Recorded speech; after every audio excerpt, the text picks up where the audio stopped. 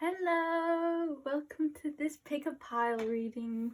I will get into the different piles, and there's a bonus pile as well as some different items and methods of choosing your pile if you're not sure in a bit. But first of all, I'm Weaver of Worlds / Anwen. This is Mr. Wobbly Table and this is Mr. O Paper, the channel notebook.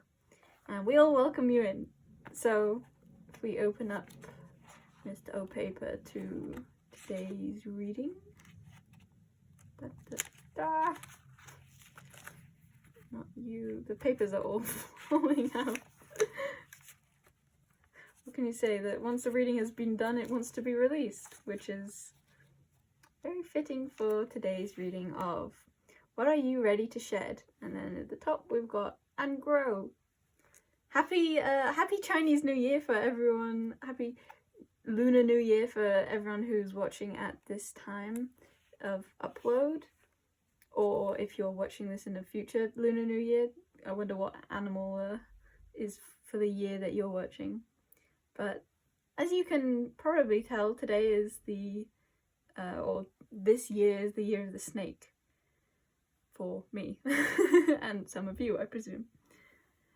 So we have for you pile number 1, 2, and 3, as well as pile number 0, which is essentially the kind of more chill pile. There actually were a lot of messages this time, but usually pile 0 is the obscure. This stands for obscure pick a pile reading, and 0 is the obscure pile, which is kind of more just chill, that is the best way to put it, and obscure. And yeah, I if you feel like checking it out, check out pile 0 if you're drawn to it. However, primarily these are the main piles of the day. Yeah, so I'll show you your cards, and then actually I'll show you the notebook. So this is for the snake for pile 0, this is the snake for pile 1, this is the snake for pile 2, and this is the snake for pile 3. And then we have vulnerability. Interestingly, pile number 1 and 3, I kept wanting to swap them round, and I'm not sure why. I've actually filmed the readings themselves at this point, but I still don't know why I kept trying to swap them.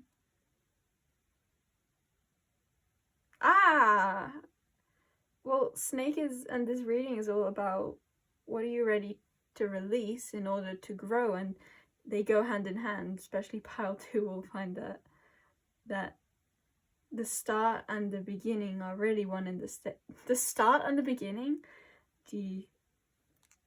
There's something weird about beginnings here, but yeah, the end and the beginning are really one and the same.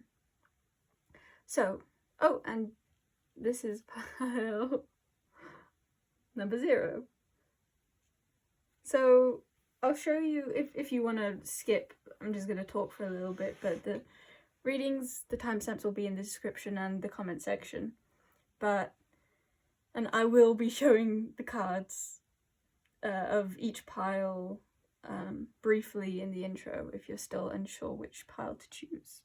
However, I wanted to mention that the Chinese or the Lunar New Year, the snake is sometimes known as the little dragon. So within the readings I've tried to select the snakes. However, I don't have enough snake cards. So in some of them they are dragons, and I was very happy with that because it very much fit being a little dragon. Yeah, I feel like I had more to say about that, but I guess not. Before I open the cards to show you briefly in the intro, I also want to note that pile number 1 has this little guy as their item. Pile number 2 has this cute dude. Hello. for their item, and pile number 3 has the heart pillow, their item. So let's look at pile 0's cards briefly, and your 2 mini crystals. So cups.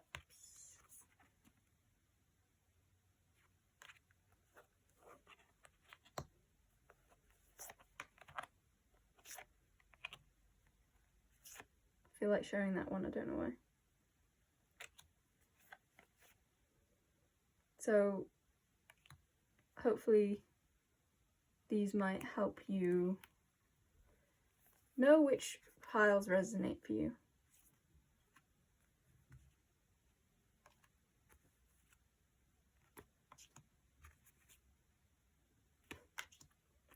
Doing it like that seemed to work much better than the way I did for pile 0. These are pile 1's crystals also. I was trying to find red crystals, however, it seems as though I no longer have like any red crystals. They've all been released. They've been shed from my being, my life's being. Ah!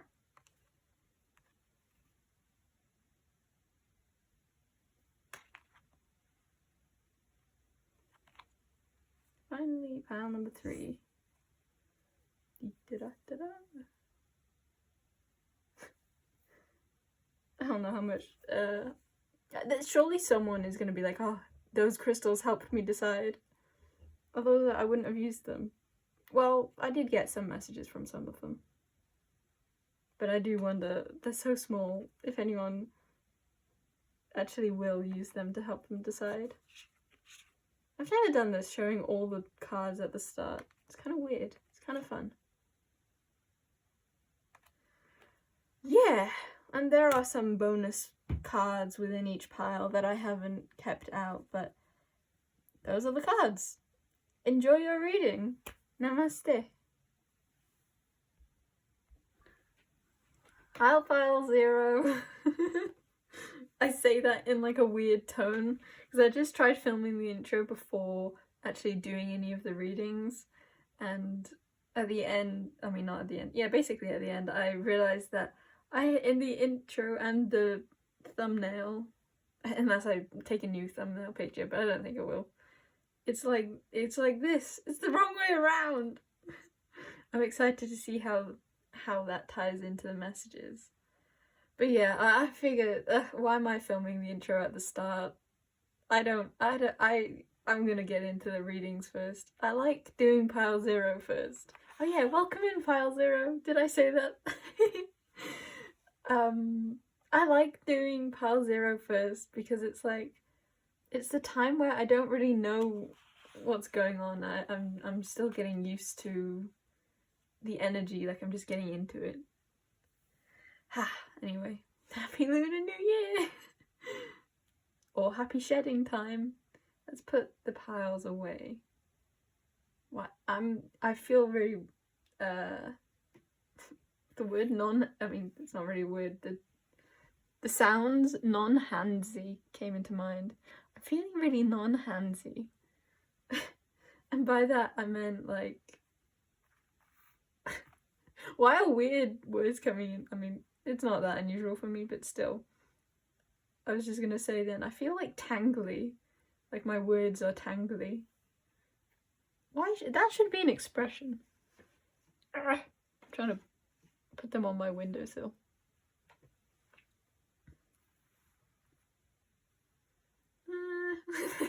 I ran out of room. Okay, there's some room here. Excuse the hair. Or don't. It's up to you if you want to excuse it or not. Okay. Okay. Let's open up Mr. O paper. To the right reading. There we go. Also, I have to mention, like, how cute is Mr. Ladybug? Like, he's just, like, sitting Like, I'm just chilling.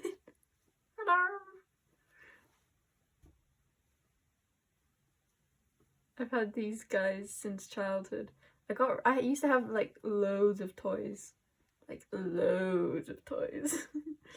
But I got rid of them all when I was in a get rid of everything I own phase. But these my mum wanted to keep. So yeah. So now I have them and I'm kind of glad that she kept these. Even though these were like one of my least favorite ones. But I still love them. I still love them. Ah, okay. I wonder if you are Pile Zero trying to shed something that you don't want to shed. Because when I talk in readings, as much as it feels to me like I'm just talking because I want to say things randomly, it always ties into the energy of the reading. So the fact that I was talking about how I used to have a lot that I loved and then I got rid of it and now I'm left with things that I don't even, like they were the least special. So maybe you are trying to shed something that that you don't really want to shed. It's weird. It's like the energy is quite I was gonna say like for shedding, but for you it kind of feels like it doesn't make much of a difference. I don't know why.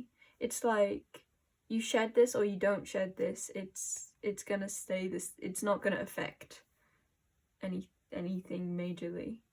It kind of feels like, yeah, it's because like I get a lot of love out of this guy now, even though this was like a one that I had no like heart connection to. Now I get a lot of love out of him because he's the only one left.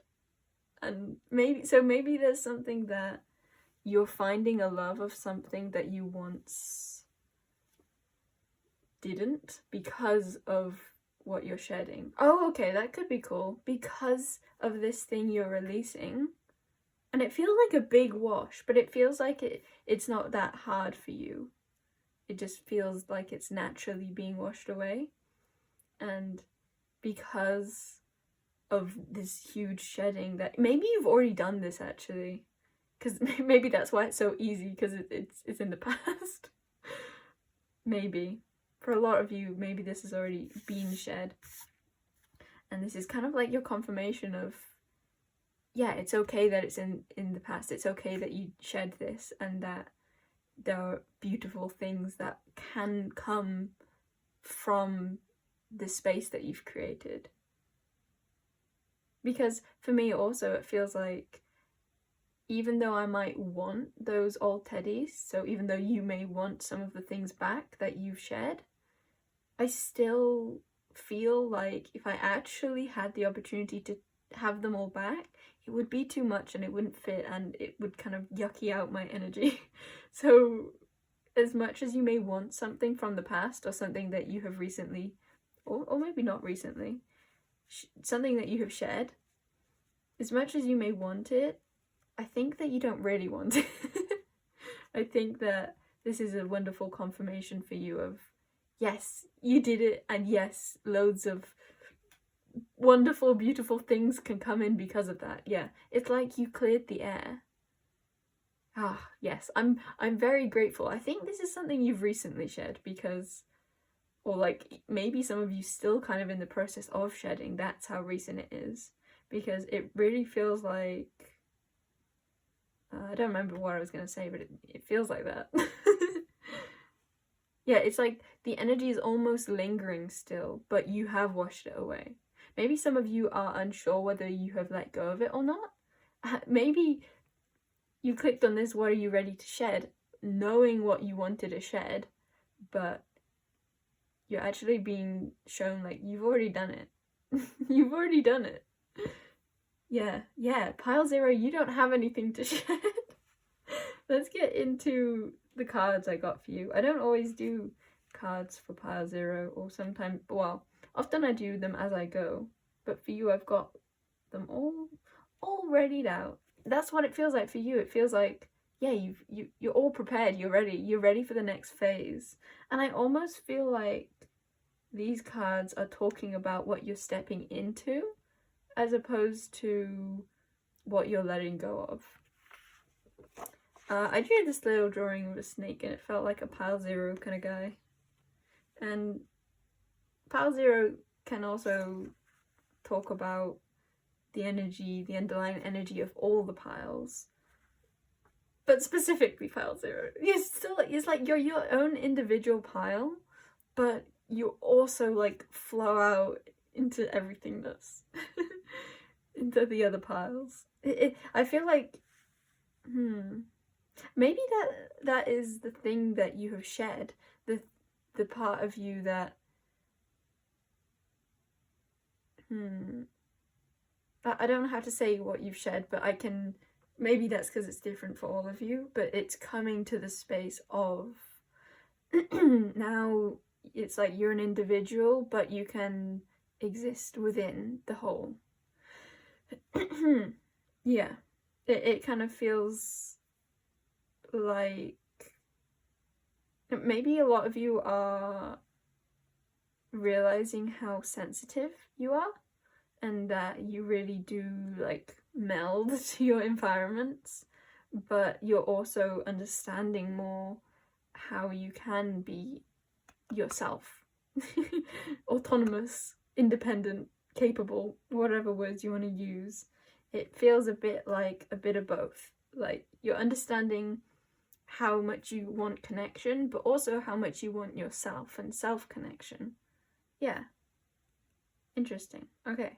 So anyway, this drawing that felt quite intuitive.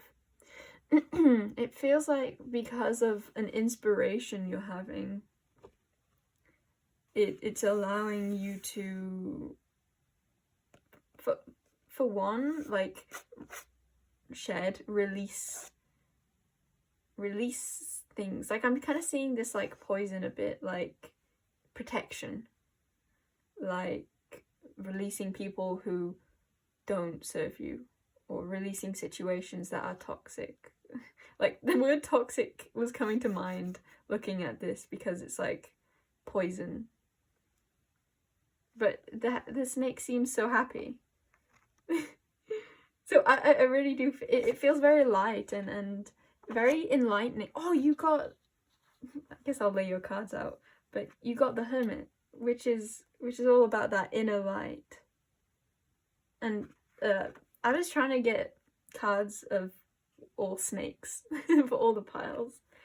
So this guy has a snake on coiling up his wand. So yeah, it feels like maybe what you're shedding is the inability to cast your wand. and so it feels so like wordily oppositioning in these to be saying what are you shedding, because I feel like for you it's more like what are you stepping into. I really feel that. Let's keep him up there. We have to keep the the enlightened part in.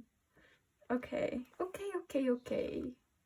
move your notebook, or the notebook, Mr. O Paper, to the side, like so. Oh yeah, I forgot to mention also, let me get these, your tiny little crystals out the way. Yeah, this is the enlightened crystal, and this is the potent magical crystal. Okay. So your cards, you got, I don't know which way to go.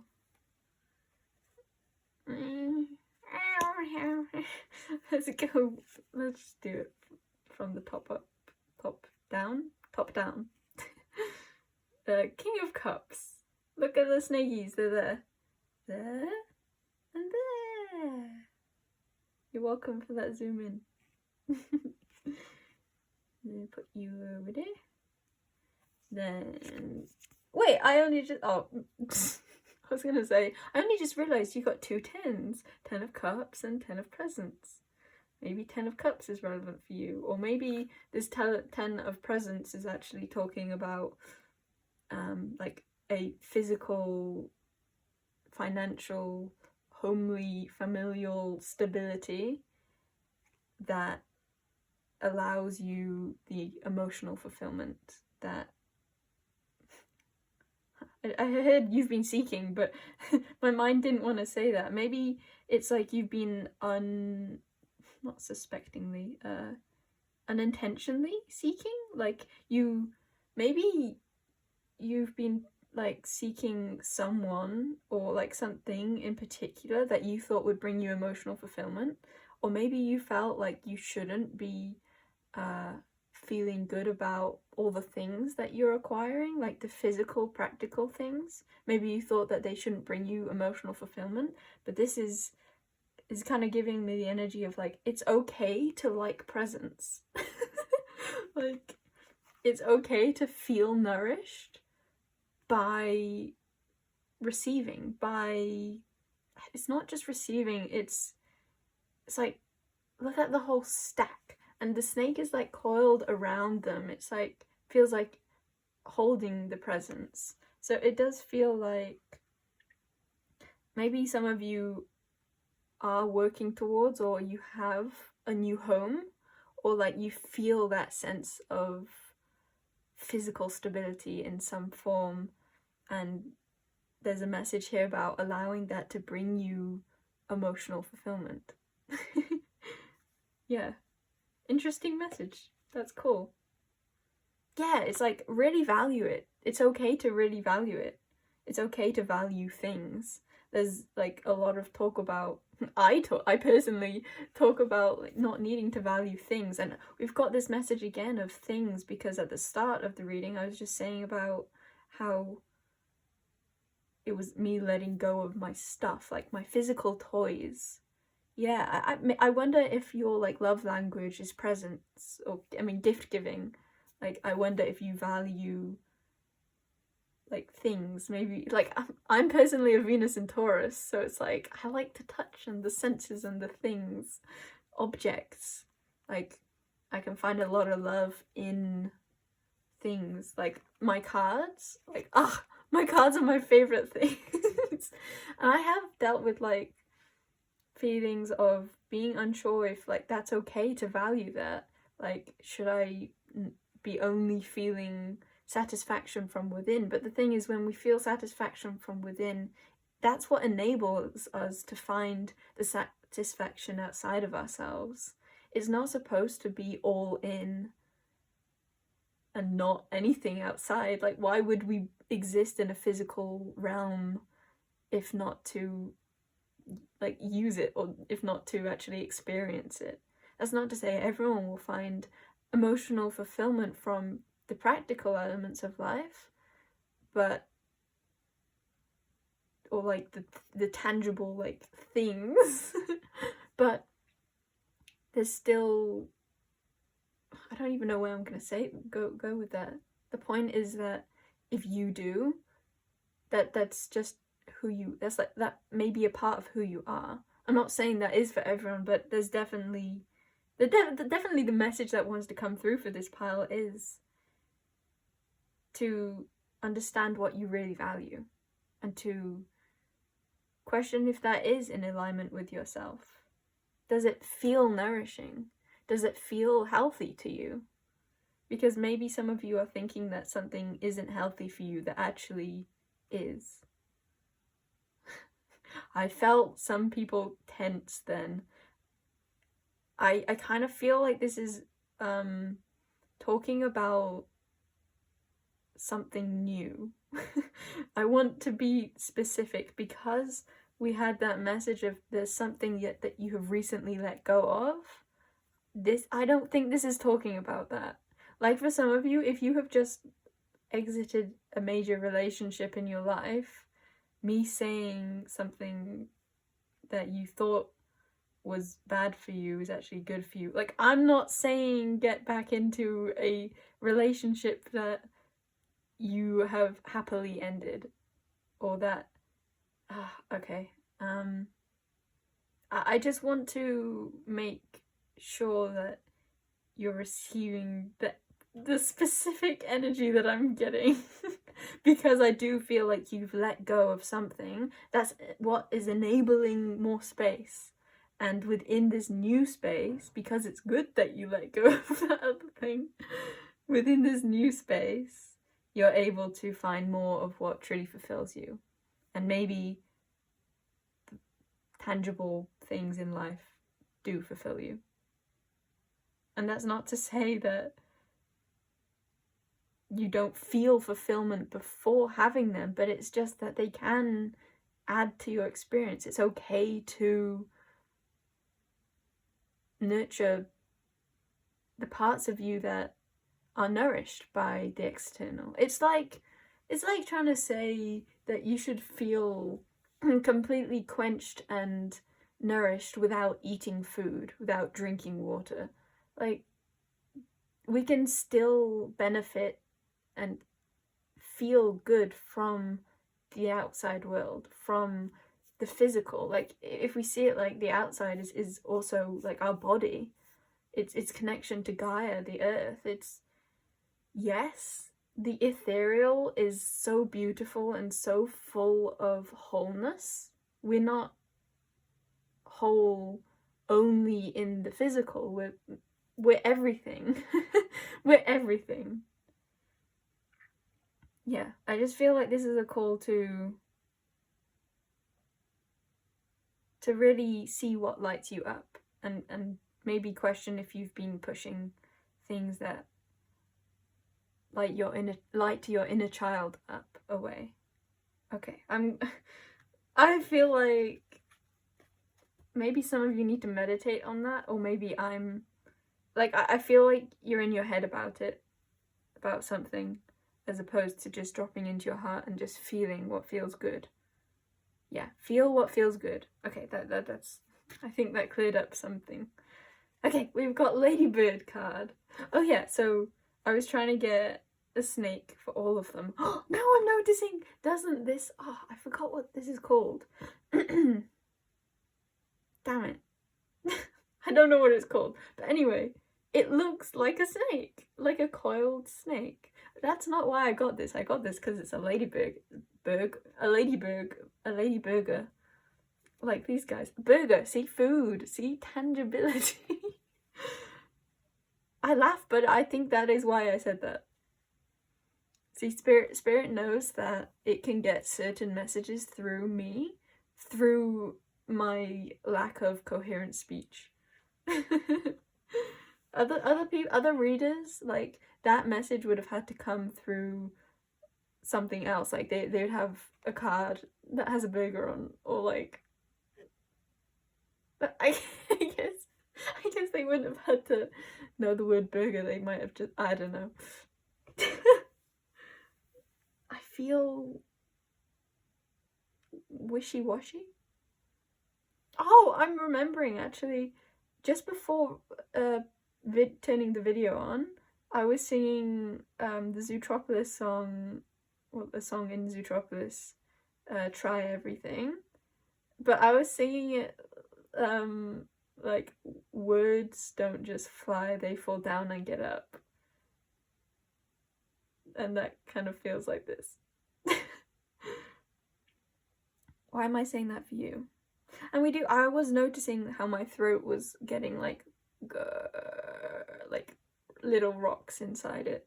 And was then being drawn to the throat chakra on the Hermit card. And now we've got this, words don't just fly, they fall down and get up. Maybe it's okay to express yourself. Maybe what you're shedding is your fear of expression, your fear of being misunderstood. Maybe you're learning, or what you're growing is a lot of confidence in your expression. I feel like also, like, not just confidence in your expression, but you're actually gaining value from your expression, or others are gaining value from your expression. Like, it feels very tied. They feel like you're speaking is allowing good luck to come. Interesting. I've never been drawn to this part in this card before, but I'm really been drawn to the fact that it's drinking water, or there's a bubble on it. Does that go again into that message that I was saying of like, drink water? Oh, maybe you just need to drink water, because maybe that's like why the throat chakra was being highlighted. And I was getting that energy also. It was like, I don't know if that's what I said. Oh, I also did say wishy-washy. But before that, when I was explaining something at the start of the reading, I feel like I didn't use the words that I was seeing. What I was seeing was like a whole, like a tide, a wave of water being like washed and clearing the old.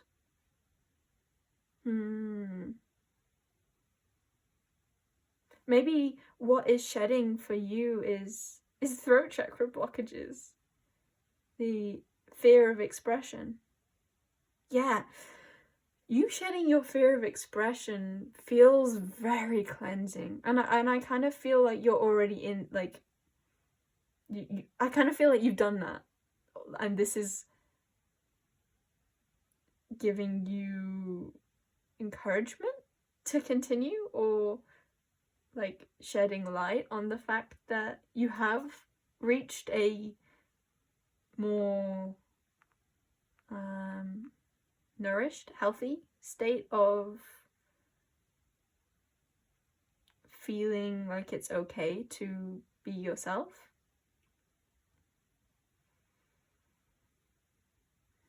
I feel like some of you can breathe more easily now.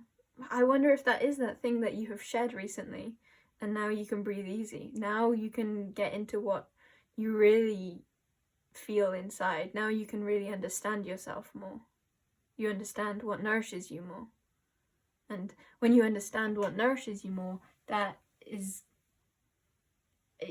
just going to ripple out into blessings within your life. This feels like accept happiness and good fortune. It just feels so abundant. Shall we read that? Let's read it. Maybe after I get these cards out. I've got 2 dragons, because I think I've said at the intro, I haven't filmed the intro yet, but I think I will hopefully say that the year of the snake is sometimes referred to as the year of the little dragon. And there's a couple variations, but yeah, so I wanted to use these. There was no snake card in my Archangel Animals deck. Where's the guidebook for that? Here. Yeah, there was no snake card in this. Or is it just in the other pile? I'm pretty sure there wasn't. No, there was! Was there? I'm gonna check. Maybe pile 0 needs to see that card. No! The crystal fell! It's such a small crystal. Dr. Matter, wait a moment while I just grab the crystal. Hello! You can hear me from this side. I think that's relevant. Yeah, it's like you're expressing yourself in a new way, in a way that you haven't before. Where's this crystal gone? Is pile... I don't even know if you can hear me right now. Aha, I found it. Something's lost and then found. Aha, I see it. It was the other pile. Hello. I'm coming from this side. Let me show you here. Haha, that was a snake. Yeah, I love the snake card, I forgot. Live according to your divine essence. Put him back. Okay. Ow! I stubbed my toe, but not in a bad way, in a good way. yeah, it just feels like what you have shared is really bringing in so much new growth. Yeah. A wish is coming true. I feel like these dandelions, those are dandelions, right? Those, the things you make a wish on and go, yeah, those, yeah, it feels like something that you have long hoped for is coming true. I think that's for most of you, and then there's a few of you who didn't hope for anything, and it's like a wish that you didn't even know you had is coming true. But all of them are like, they feel really light. It feels lighter than you have ever experienced.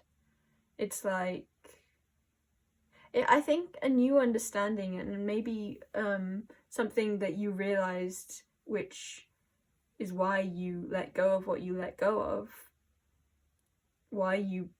which probably has to do with protection and your ability to speak up. Maybe you have just said, told someone, like expressed yourself to someone, and that has enabled either like a pattern to be released, or a behavior that you didn't like, or like a person to be released, and it's come from that value of self that enabled you to be authentic and to share your authentic truth.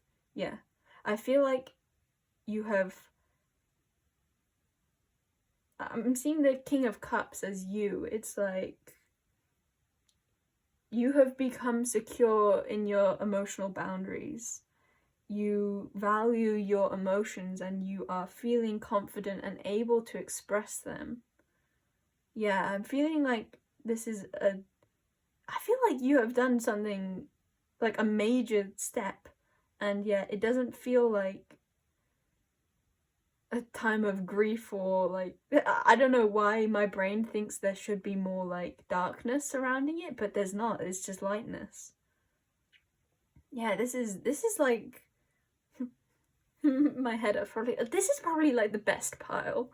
I haven't done the other piles yet, but it does feel pretty great from my personal singular perspective. Anyway, so the little dragons, so we can call these snakes today. Oh, we were gonna read the ladybird. It's because I was being torn between calling it a ladybird and a ladybug. My mind was almost gonna say burger again.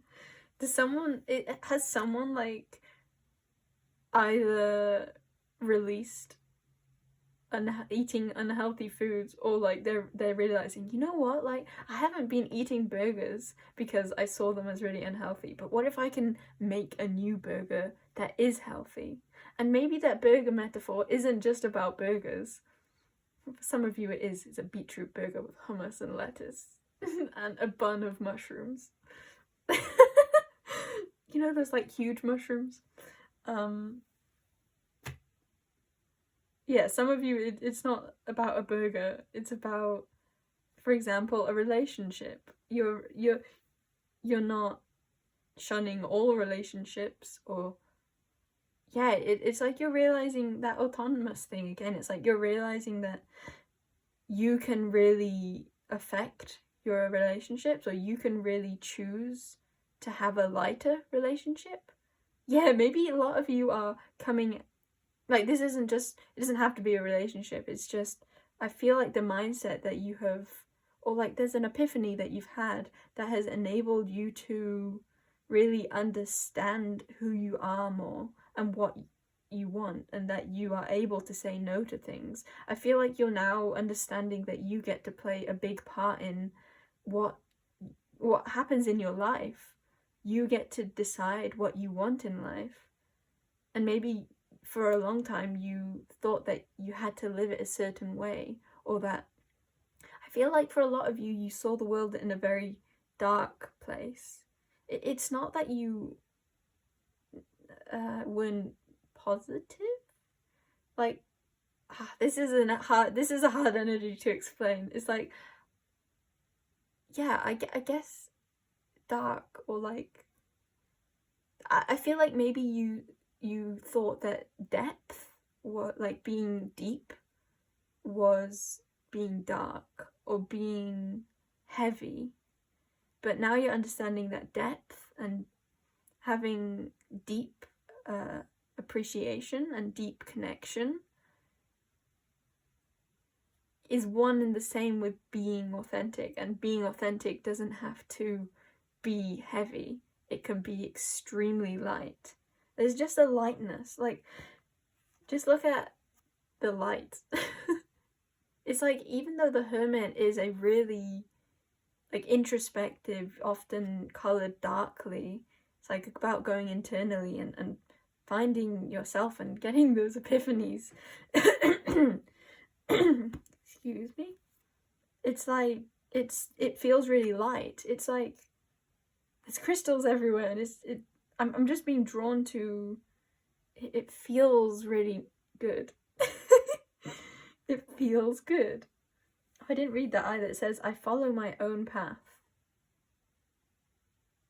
Yeah, I feel like you are deciding that you get to go your own way. You get to choose how you want to live. Ah, so beautiful. So beautiful. I love it. I'm very excited for you, Pal 40. I wanted to call you Pal 4 then. There is no Pal 4 in this reading. Something I forgot to mention. We will get to reading this, and I will get to showing you these. But I forgot to mention that in the notebook, this snaky here is Pal 0. Oh yeah, I was gonna write I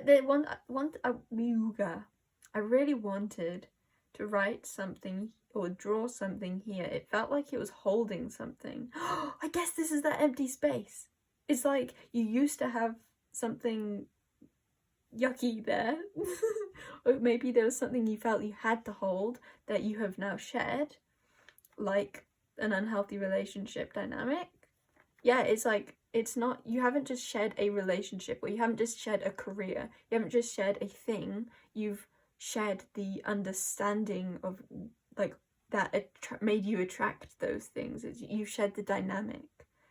And I think that dynamic was all surrounding you not asserting what you really want, because I think you hadn't really understood what you really wanted, and I think you're understanding more of how you authentically be, and thus when you know how you authentically be and what you truly enjoy in life and want in life, then you get to express that. And I think you also have this newfound confidence to feel okay expressing that. Ah, yeah, so such a cool energy. Okay, so yeah, this newness that you're getting to now hold, that looks like an egg. I was drawing like Pile 0, and that's cool because it's like, yes, you're getting to hold yourself, but I feel like the message is more surrounding that it looks like an egg.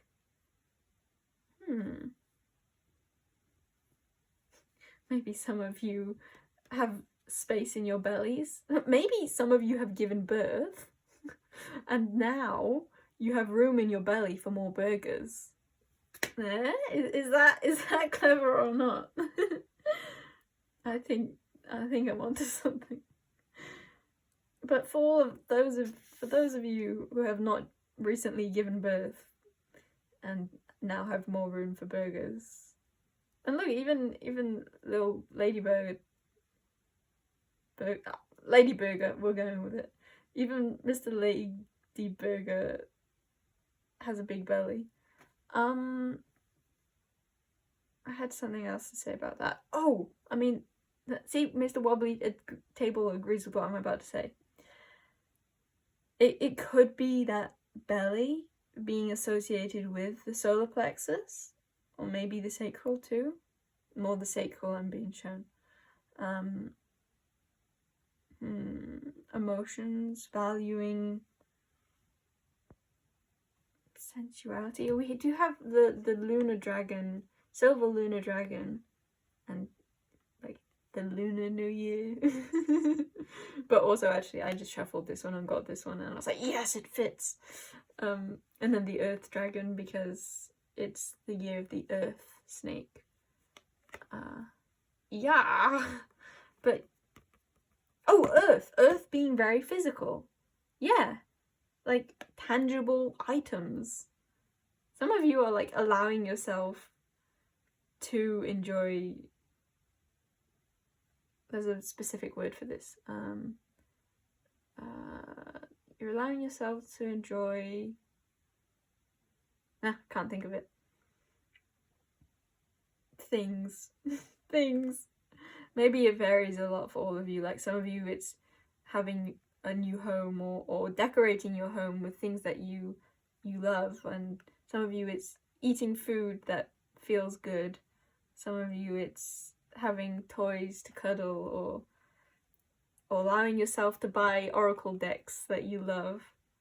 Things, it's things, or like jewelry, or like wearing things that feel good. I don't know. Yeah, my point with the belly was that the moon feels very belly-like. and also just that I was saying about the sacral chakra, and the moon is associated with emotions, and so is the sacral chakra. So, come in, bathes you in divine feminine light. Come into balance and practice peace, harmony, and cooperation. Expand your causal chakra. Where's the causal chakra?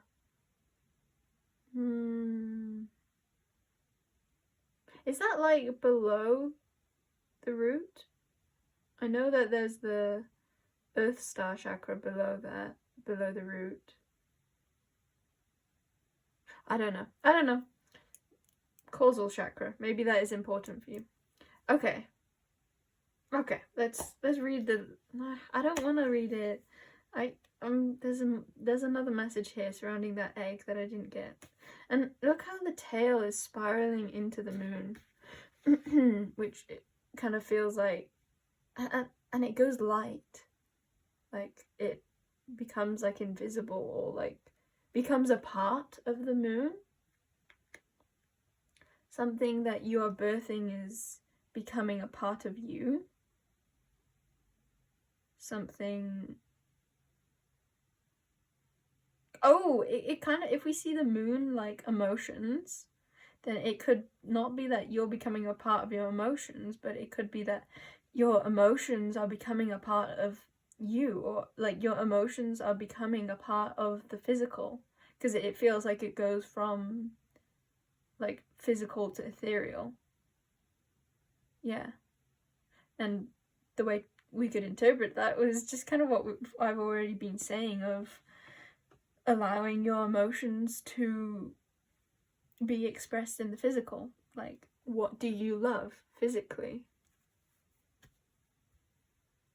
Yeah. Yeah, okay.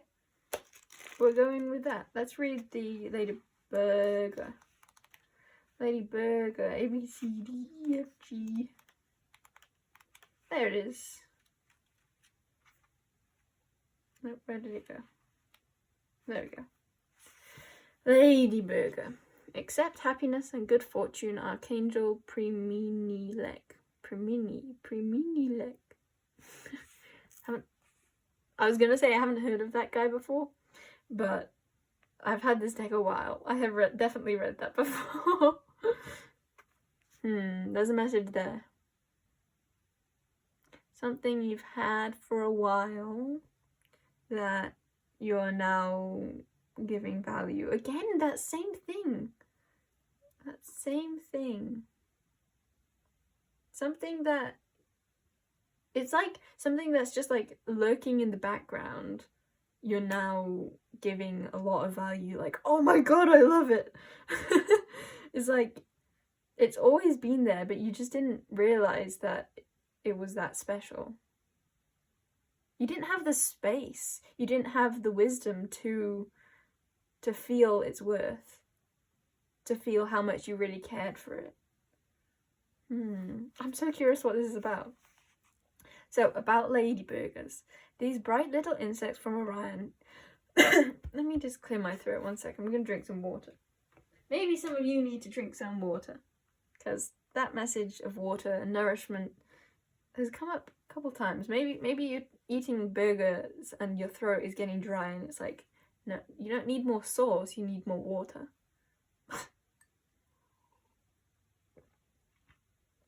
It's frustrating me that feels like an obvious message and I'm not getting it. Or I already have got it and I'm confusing myself. I think that's more what it is. Because it feels like, again, you already have it, but you're still searching. Maybe. See, even I'm like questioning myself, like maybe. There is a lot of unsureness, even though I feel like you're really sure. It doesn't have to be like, I was gonna say it doesn't have to be a tangible like sureness.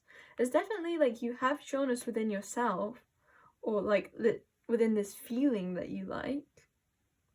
But then when you go to look outside of yourself, then you become unsure. It's like you know it, but then it like trickles out. Whoa, in the Earth Dragon, glug glug, in the Earth Dragon even, it's soaking up water. Some of you need to drink water. I actually do think that could be a strong message. Maybe a lot of you actually resonate with the energy of water, and that is something that you're beginning to value more, and feel how good that feels within yourself. But and that could again be like nourishing your emotions too. Water being representing emotions, you're valuing the way you feel more, and you're allowing that to be within your body. But the other message that I was just getting is water, it feels like you need, like, it feels like you want to shed something, that thing that you have just let go of, and it feels like you like need to take a shower and then it'll be gone, or like there feels like something to do with like water can wash this away. Water can wash this away. Also, I mean, for some of you it could be just to feel the emotions you feel, and that will release it. But I feel like for most of you, oh, we even got King of Cups. And King of Cups is known to be like stand on like a solid platform within the ocean. It kind of feels like let the waves of life take you. No, there's more specific message than that. Ugh, what is this? Let's keep reading. These bright little insects from Orion carry wisdom and joy in their energy fields. They spread angelic qualities of peace, harmony, cooperation, joy, love, and higher understanding wherever they go. Something felt significant about that higher understanding, and I guess that goes with that epiphany thing of like you have a higher understanding now, and that is what enables you to attract all those wonderful things. People sense this and love them for it. If you feel delighted when you see a ladyburger, your energy shifts and this opens you to experience joy, blessings, and good fortune from the universe. When the service mission of ladyburgers on Earth is to eat, while the service burger some of you are like eating a burger at the services, and maybe there's a message of travel there. While the service mission, or an a break, an intersection, an intermission, are some of you like taking a break from something that you're going back to, and you just needed that alone time to like find what really matters to you. While the service mission of ladyburgers on Earth is to eat aphids that damage crops, their sole mission is to assist all plants.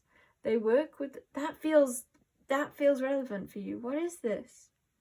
I was gonna say, why is it so obscure? You're the obscure pile. Their sole mission is to assist all plants. Your sole mission is to assist all plants, and yet you're not watering yourself. Like, plants need water. What nourishes you? There's something that really, really nourishes you, and you are stripping yourself of it. Like, it's as essential to you as an individual as water is to plants. It feels like, let's get a card for what that is. After we finish reading this. They work with the fairies and sylphs. Ooh, sylphs is a fun word. Who are air elementals, to blow away from fauna and flora any lower energy that is holding back their development and growth. Yeah. The water can wash it away. Oh my god! You're trying to release something, and you think that it comes from, like, releasing, but it doesn't. It comes from adding something to yourself. Yeah, I feel like maybe you don't feel, like, fully yourself yet. It's like you let go of something and you think that you haven't let go of it because you still don't feel quite like yourself. But it's not that. It's that you haven't found the thing to replace it. It's like you're running on empty and saying, like, oh, it feels bad that I released that thing that was, like, adding, like, that was a part of my life. You just need to open the egg. Open the egg. It's like there's something that you love. It's okay. Maybe some of you, this is a relationship. Maybe you have let go of a relationship and you feel, like, dissatisfied because you're not allowing yourself to value relationships. And you think that you should be okay alone. You shouldn't feel lonely, or that you shouldn't feel nourished by relationships. But maybe a part of who you are is feeling good around people. And maybe, like, it's not to say you're not whole alone, whole by yourself, but we have needs and we have desires, and they're not supposed to be, like, stripped from us. They go hand in hand. It's just like that water. Like, don't, like, I don't know what's the word of it. Don't shit on yourself for thinking that you need to not drink water to feel good. It's okay to feel good in the company of others. It's okay to want a relationship. It's just want a healthy relationship. Yeah. Because I think that what you have released wasn't, like, inherently, like, negative. It's just, like, the dynamic that you experienced that thing with was. So now you get to have that same thing again, but in a healthy, light-hearted, like, not light-hearted, just light. Just nourishing. You get the nourishing version this time. That's what it feels like. Because this one, it almost, I almost want to say this is the old one. And I don't know if this is going to show, but it looks kind of dry and malnourished. It wasn't giving you what you needed. And then this one, which is like what you're moving towards, feels so potent and magical and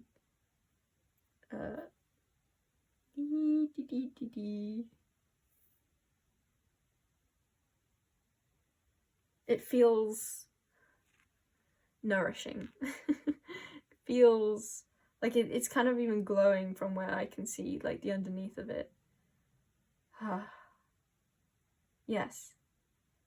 So this 10 of presents could definitely be, like, you want, like, a secure relationship.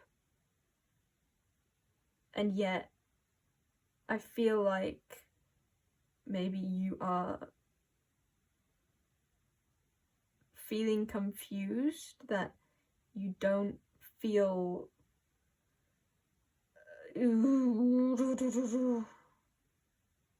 have hope. I'm just gonna say that.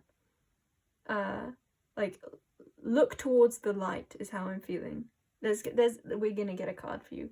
I will I will finish doing these things that I'm saying eventually. They also communicate with those insects who are damaging plants and try to persuade them to move away. Come on. Yes, you need the water.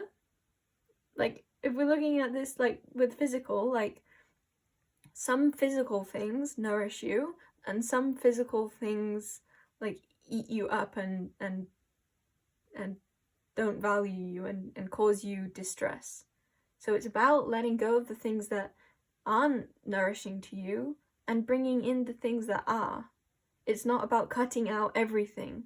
It's just about recognizing what is healthy as opposed to what isn't. Yes, I feel like I need to, like, get that point across. I'm gonna say it again. Let go of what doesn't serve you.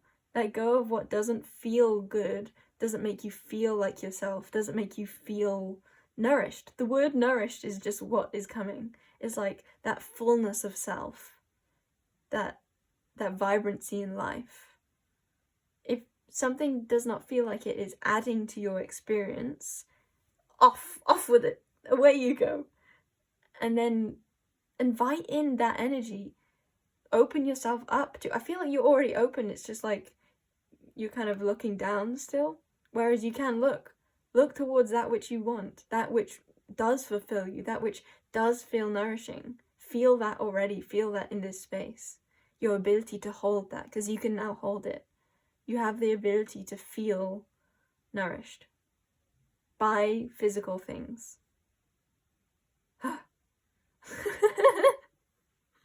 I feel like maybe it took you a long time to get to this place, and I kind of feel like it's like, oh my god, like, finally. And it kind of feels like, I want to say, like, oh my god, it was so simple. Like, it's so simple. Don't have things you don't like and do have things you do like. And yet it can take, like, lifetimes to understand that concept, to, like, integrate it. And I feel like you've got there. Or you're at least getting there. Oh, okay. I feel satisfied now. I feel less angry and frustrated at not being able to get the message. Because you can have what you want. You are a graced being. If you are graced by the presence of a ladyburger, you are very blessed. And you are graced by 1, 2, 3, 4. So you're extremely blessed. If you chose this card, it signals that you are, if you choose this card, or chose it, past or present. Why is that coming up? There's something about the past with this pile. I don't know what it is. You can decide. If you choose this card, it signals that you are about... Oh, choice. I'm sorry for those of you who get annoyed with me splitting the sentences. But yeah, it feels like perhaps in the past you didn't choose what you wanted, and now you're understanding that you get to choose. You get to choose what you actually want. Okay. If you choose this card, it signals that you are about to receive a blessing from the universe. An angel may touch you, happiness awaits you, you are illuminated with new understandings, or good fortune is coming your way. Give thanks for all that you have received already, so that you are energetically prepared for the new before the gift flies away. Okay, I'm just gonna say, like, what is meant for you will not just fly away. I do not agree with that. Ladybird energy invites you to spread angelic qualities today. This will make a difference to those you touch, and you may be surprised how people and animals will appreciate it. I feel like for you, it's like, I feel like so many can really appreciate, benefit, that's the word I was looking for. Those around you, like even just energy, like the location that you're at, you will benefit it so much when you allow yourself to be like benefited yourself. Did that come out right? Like when you allow yourself the things that make you happy, that truly make you happy and feel nourished, then that really ripples out, and that energy that you hold within yourself, that happiness that you get from these things, it spreads like mayonnaise and butter. Okay.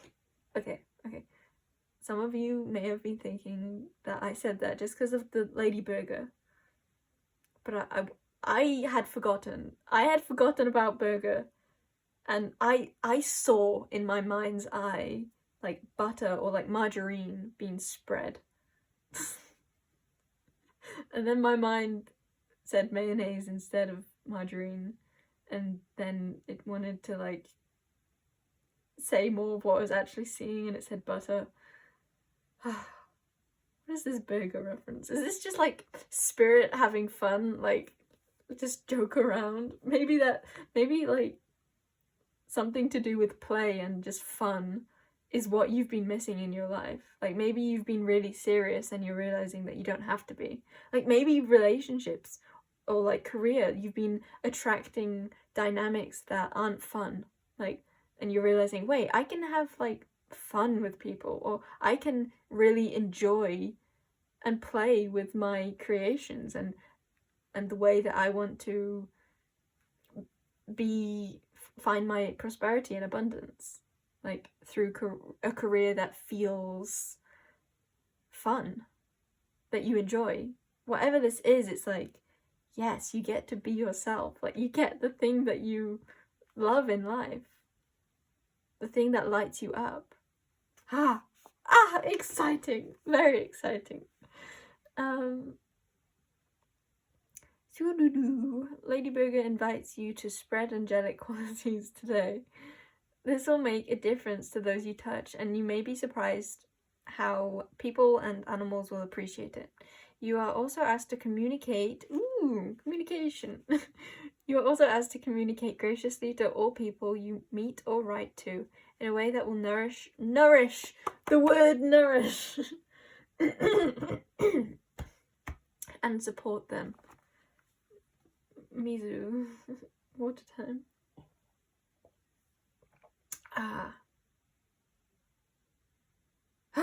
I feel like the throat chakra isn't even about like making those expressing in the physical. I think it is. I think it reflects out into there.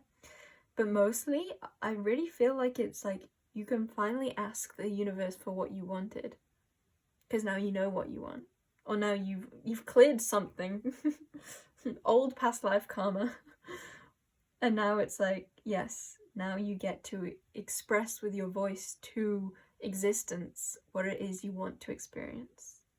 I love that. On the timer is 0, 1, 0, 1, 0.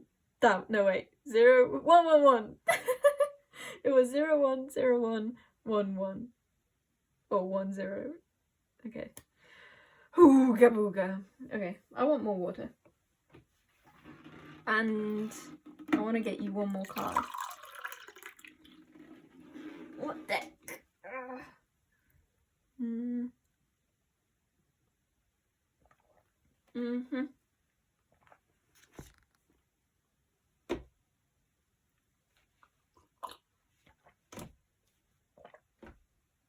This is a fun reading. I hope you're having fun too. And if not, and like always, I like to say, if you are not enjoying yourself, get out of here. Go enjoy yourself. Do something that does bring you joy. There's a stain in this. It makes me think of a pear stain. I don't know why. Can't really see it. Maybe that was important. You are the oracle. Yeah, again, being like, I'm seeing like oracle as the divine connection between earth and spirit, and it's like, yeah, they're one. You're not supposed to just have spirit. You're supposed to have earth too. And now it's like, I think you are naturally really connected to spirit, so it's like when you ask, you get. And now you understand what to ask for, so you can get it. Yeah. Yeah, okay.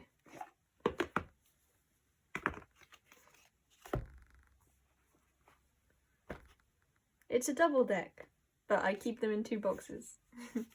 They are already, like, shuffled. Ah! But we will shuffle them still.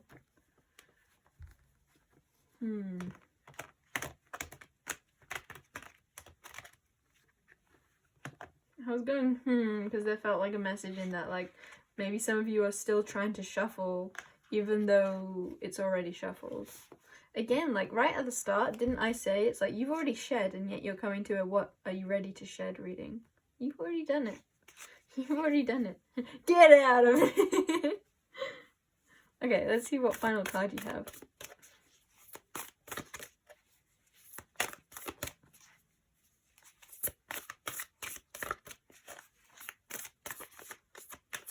Woo! Oh, that was fun. Yeah, what did I tell you? And how did I tell you? And when did I tell you? I told you. Double mission, starseed, light worker, starseed, serve the world by being you. Yeah. Yeah, serve the world by being you. That's, we've had that. We've said that message of others will benefit when you are happy. When you have what you want. When you have what nourishes you. Yes. Okay, but yeah, empathic starseed, energetic sovereignty, absorbing what's not yours, and Lemuria, creating heaven on earth, it's happening. I cannot I love this for you. And didn't I tell you at the start, wasn't I saying something around like you understanding that you are affected by others and yet you are also yourself? It's literally energetic sovereignty, because you understand that you need that. It's like, because you know that you are so affected by the world around you and by those you have around you, you have understood that you've had to release that which does not nourish you, and you have found your sense of stability within that. And I feel like Lemuria is like representing what does nourish you. It's like, I think a lot of you may have in the past been trying to like feel okay within relationships that were not good for you. It's like, say you resonate as an empath, or just as someone who does take on a lot of the energies around them, you are affected by negativity, basically. I think you may have been surrounded by a lot of negativity and trying to tell yourself that you should feel like yourself surrounding that. Like you should feel good even when people are stabbing you and there are people, like there's violence going on around you. Like not that extreme, I hope, but that metaphor of you were trying to be someone you're not. Like you were trying to tell yourself that you should feel okay in circumstances where actually, as a sensitive being that you are, you don't feel okay in those circumstances. And so now it's about what you've done, which is like, congratulations, you've got to a state where you've realized that, and that you have let go of that which was negative, that which was not healthy for you, because you recognized that it doesn't serve you. Because what is really going to help you is what helps you, like you. Not what everyone needs, but what do you need? Yeah. And I feel like you need water. Like, come on, look at all the water there. And I feel like Okay. I get it now. I get it now. Mr. Shaky Wobbly Table agrees. What water is representing is your sensitivity. It's like, I think you are like a water being. You take on, like if there's other things inside your surroundings, like if you're water, it's like you meld around that, you feel it. You are very strongly affected by that. It creates your shape. If there's like a rock in the water and you're all around it, you're all around it. It melds, you meld to it. And so I think it's really important who you have around you and what you have around you and what you feed yourself, because you do just meld. And it's not about trying to make yourself earth instead of water, or like a more like jelly-like substance. No, it's like honoring that you are water, honoring that you do feel other people's stuff, and you don't need to stop. You don't need to pretend that you're someone else. You just need to create an environment that is nourishing for you. I think that a lot of what like the spiritual community teaches around empaths can be kind of distorting, because at least from my perspective, I don't know if this is true or not, but it feels like a lot of people tell you that you should learn to be okay in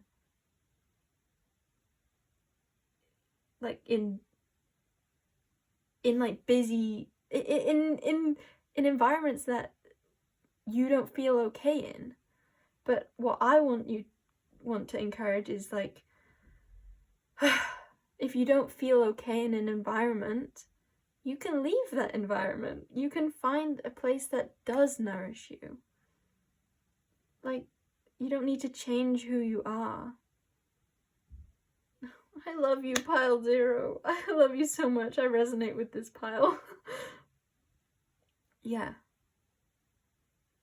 Creating heaven on earth, it's happening. I feel like the point is that you absorbing what's not yours. Like, yes, there may be things to heal where you don't need to take on others' yuckies, but mainly what I'm feeling for this is like, no, you're perfect as you are. It's like you do take on other people's things, and that's not a bad thing. Like, you take on others' energy, and that enables such like beautiful connection. And I feel like maybe you've been pushing away the part of you that does want to just feel other people, that you love that part of you that's empathic. You love the part of you that does just meld into your surroundings. And I feel like it really is about finding that surroundings that you can meld into and that you still feel like yourself within. It's like finding that which complements you. Or those that complement you. Oh, I love that so much. I love that so much. Yes. Yes. Yes. Shall we read Lemuria? I don't feel called to. Okay. Pal Zero. I'm gonna end that here. I love you very much. Bye.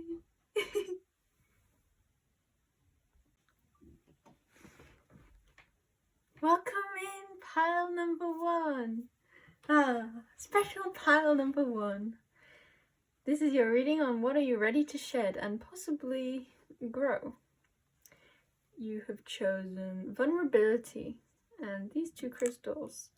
Your item is the big cute little ladybird pillow. So cozy. Definitely the coziest item of choice. Let's get out pile number 2's guy. Yeah. Make this... Oh, I love this message coming through for you. Make this special and about you. So I feel like what you're shedding is being curled up, being small. I feel like, and let me write down, this is for number 1. Woo! I will note that I almost wrote the number 1 really small then. Like my instinct was to do like a tiny little 1. I think that you have a lot of fear of being vulnerable. I think you fear showing yourself in your entirety. I think that you being just yourself and not being like on guard and like trying to act any certain way is really scary. I feel like you naturally want to kind of curl up and hide, and I feel like what you're shedding is really allowing you to grow into a softness. It's allowing you to just rest, relax. It's allowing you to feel like it's okay for you to let your guard down. Yeah, like I'm seeing that you chose the pillow as like, it's safe for you to rest your head, and it's safe for you to rest your head, that full stop. I feel like you are really shedding an old way of being, the old way of being that didn't allow themselves to just be. Yeah. I love that. Okay. Yeah, I feel like I'm seeing these glass shards, like there could definitely have been people from your past that did not accept who you were, and that has cut you, that has hurt you. And I feel like now you're like moving on from that. You're allowing yourself to, I heard, take a stand. Like you're allowing yourself to just fully be.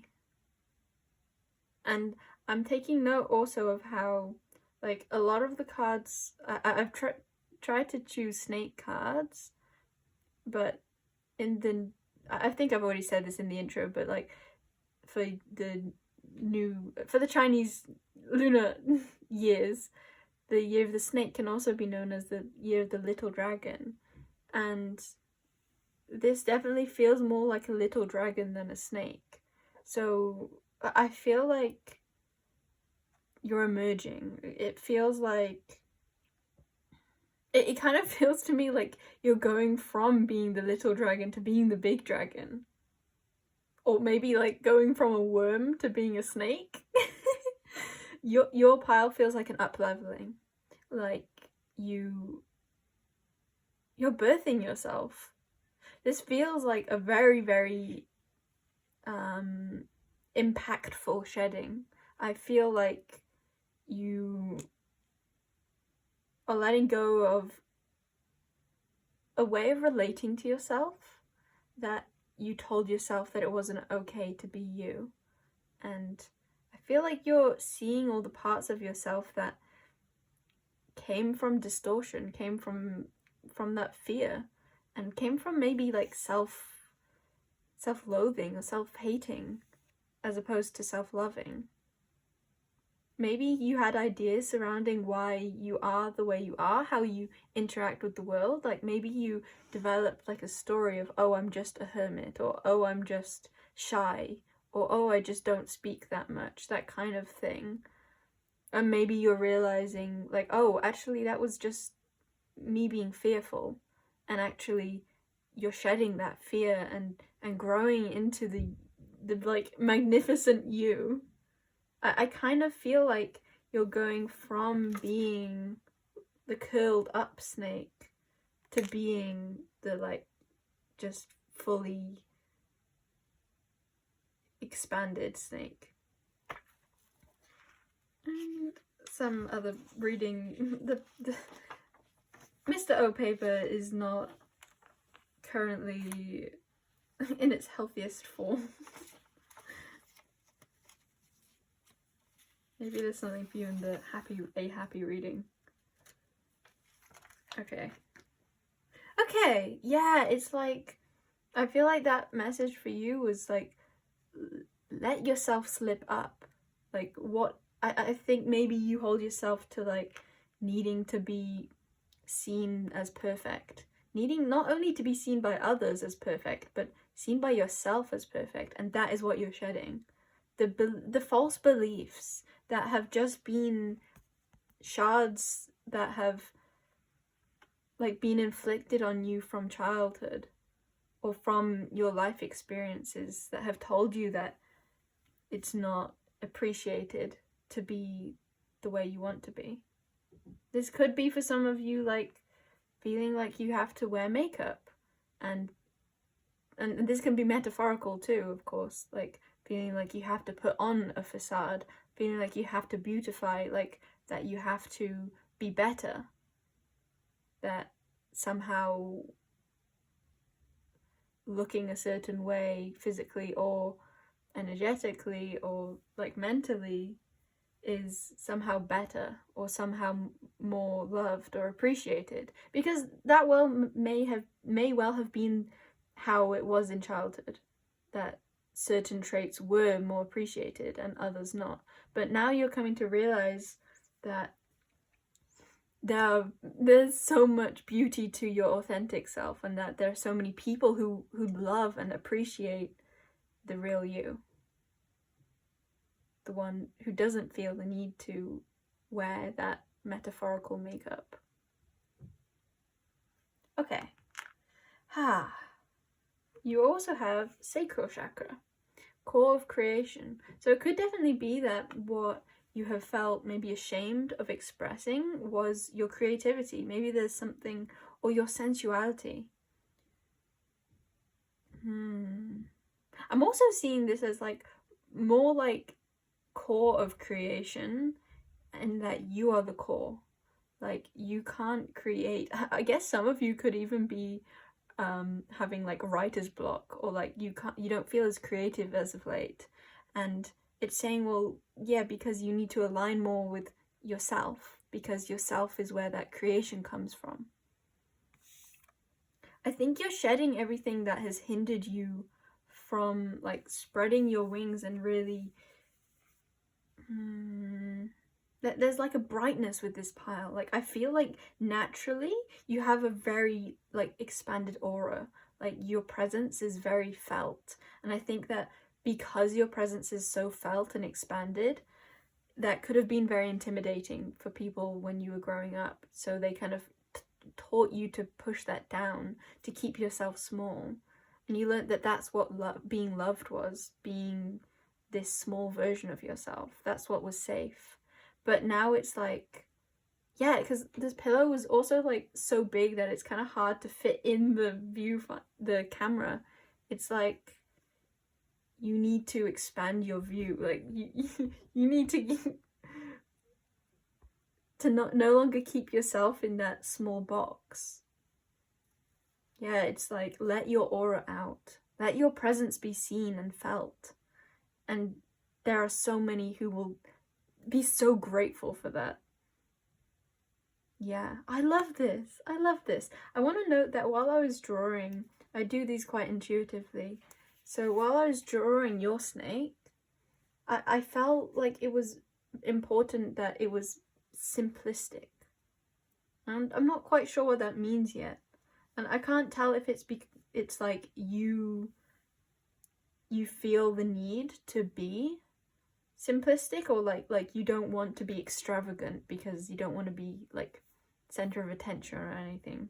You want to play it by the book. You want to just not like make too many ripples. You don't want to cause conflict.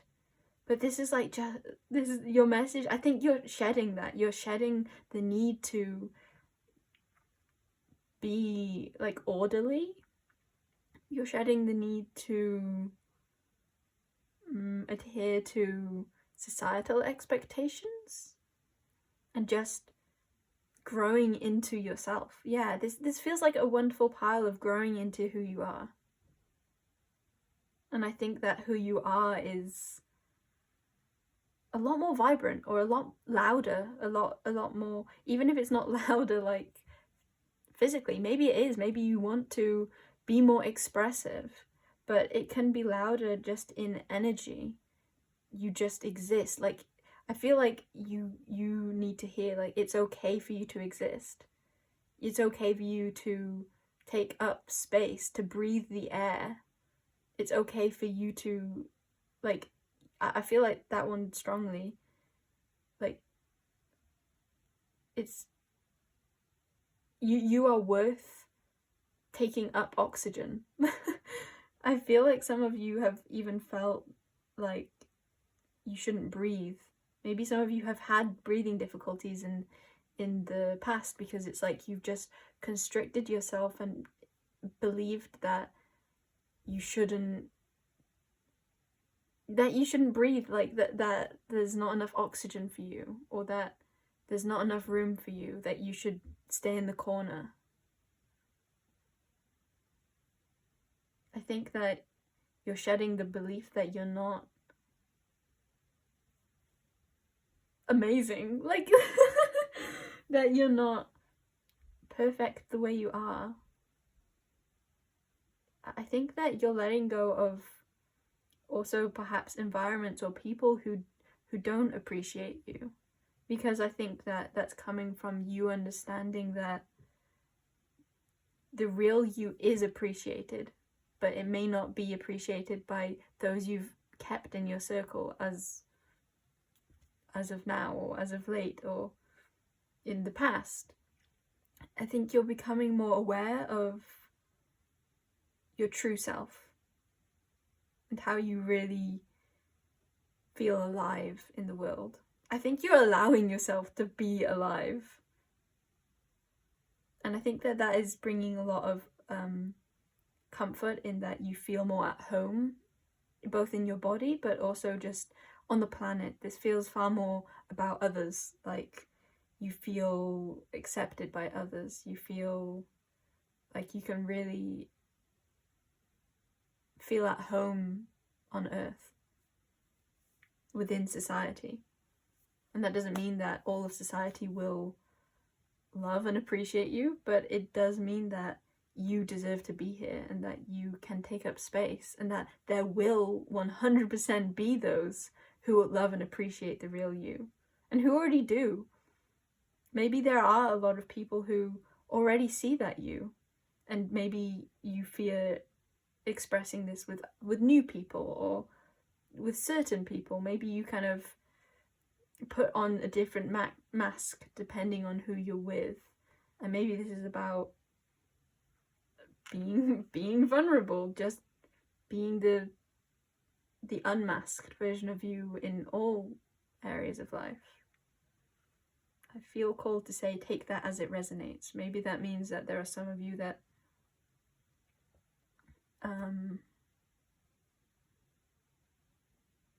yeah, take that as it resonates. I'm not sure why. Okay, and then the final card was full spectrum. So I actually chose these cards myself, as opposed to like what I usually do would be like shuffling them and allowing them to fall out, which feels like it has a message for you, Pile 1 in particular, of you shedding the need to allow behavior, or allow yourself to exist in a way that you've always existed in. Like, I feel like you're shedding doing it the same way. I feel like you are growing into being doing it your own way. Yeah. Because I was getting that from the shuffling thing, right? Of, I didn't just allow what wanted to come through. I chose them. I chose the cards.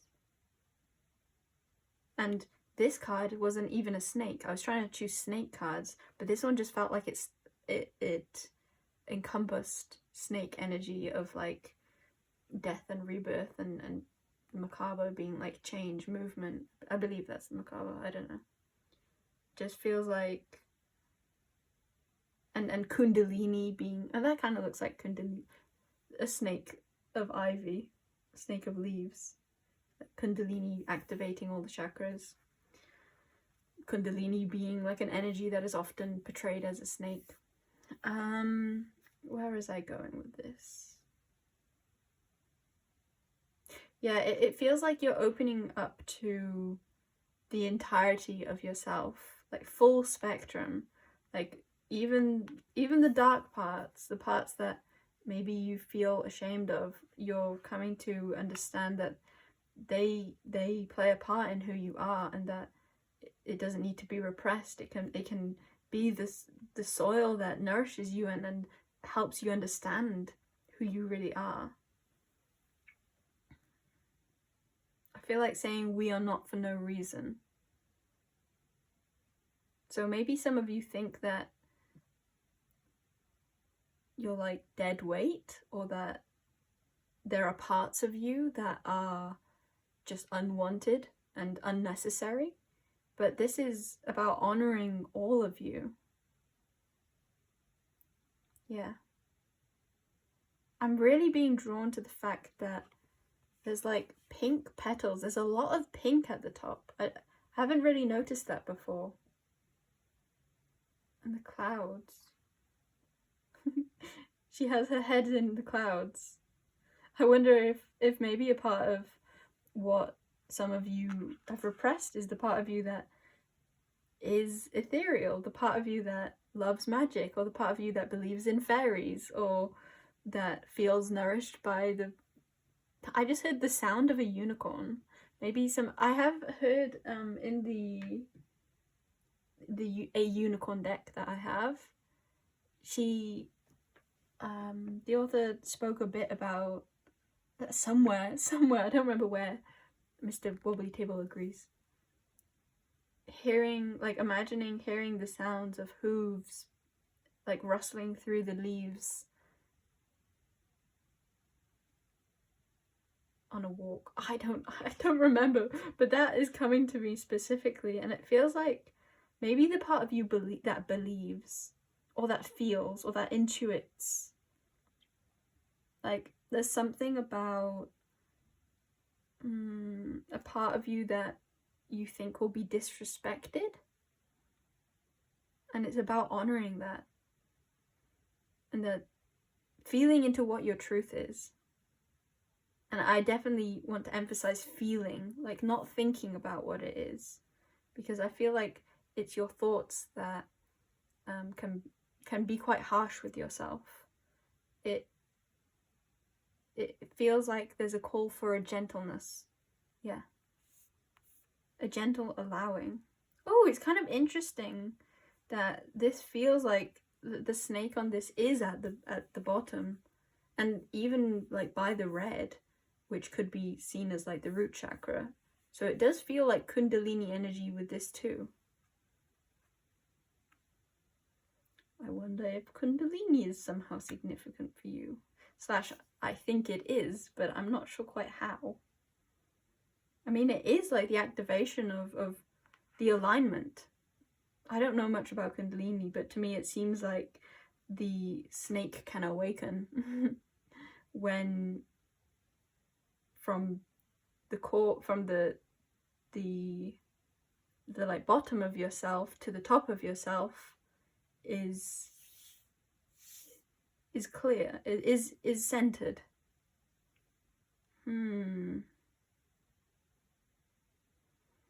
This feels like a big shedding. Like I feel like you're ready to let go of a lot, like something huge, that like a belief system that has kept you from embracing your entirety. Like that's a big shedding. And I feel like saying luck is on your side. There does feel a lot of like natural flow here. Like you don't have to really think about this shedding. It's happening very intuitively. I think you are the one that is like making it happen. It's not like divinely completed I mean, everything is divine, but it's not like enforced on you. It feels very much like you are the one shedding this aspect of self that has kept you hidden and small, but I feel like it's not like mentally understanding. I think it's like, even if it is through mentally understanding, it will come very intuitively, like you'll just get it. I feel like a lot of you already are in the process of this. Like, it doesn't feel like you're at the beginning at all. It feels like like the snake skin has already come a lot off your body, but there's still wiggling and more to shed. But I feel like it might not feel like you have shed it, like shed half. What I want to say is, like, even if you've shed half of the skin, it's like it's actually all still on you, and I feel like it will be more of a, like, once the entirety of it, the snake skin is off, then you feel it, then you experience it. Maybe that's when, like, good luck, like, strikes. Like, you'll feel it, but you'll not feel it yet, is what I want to say. But just because you don't feel it yet, or just because you don't feel it in the very near future, doesn't mean that you're not doing the shedding. Yeah. It's like you're doing this shedding, but it feels like something that is gonna be, that requires some more processing.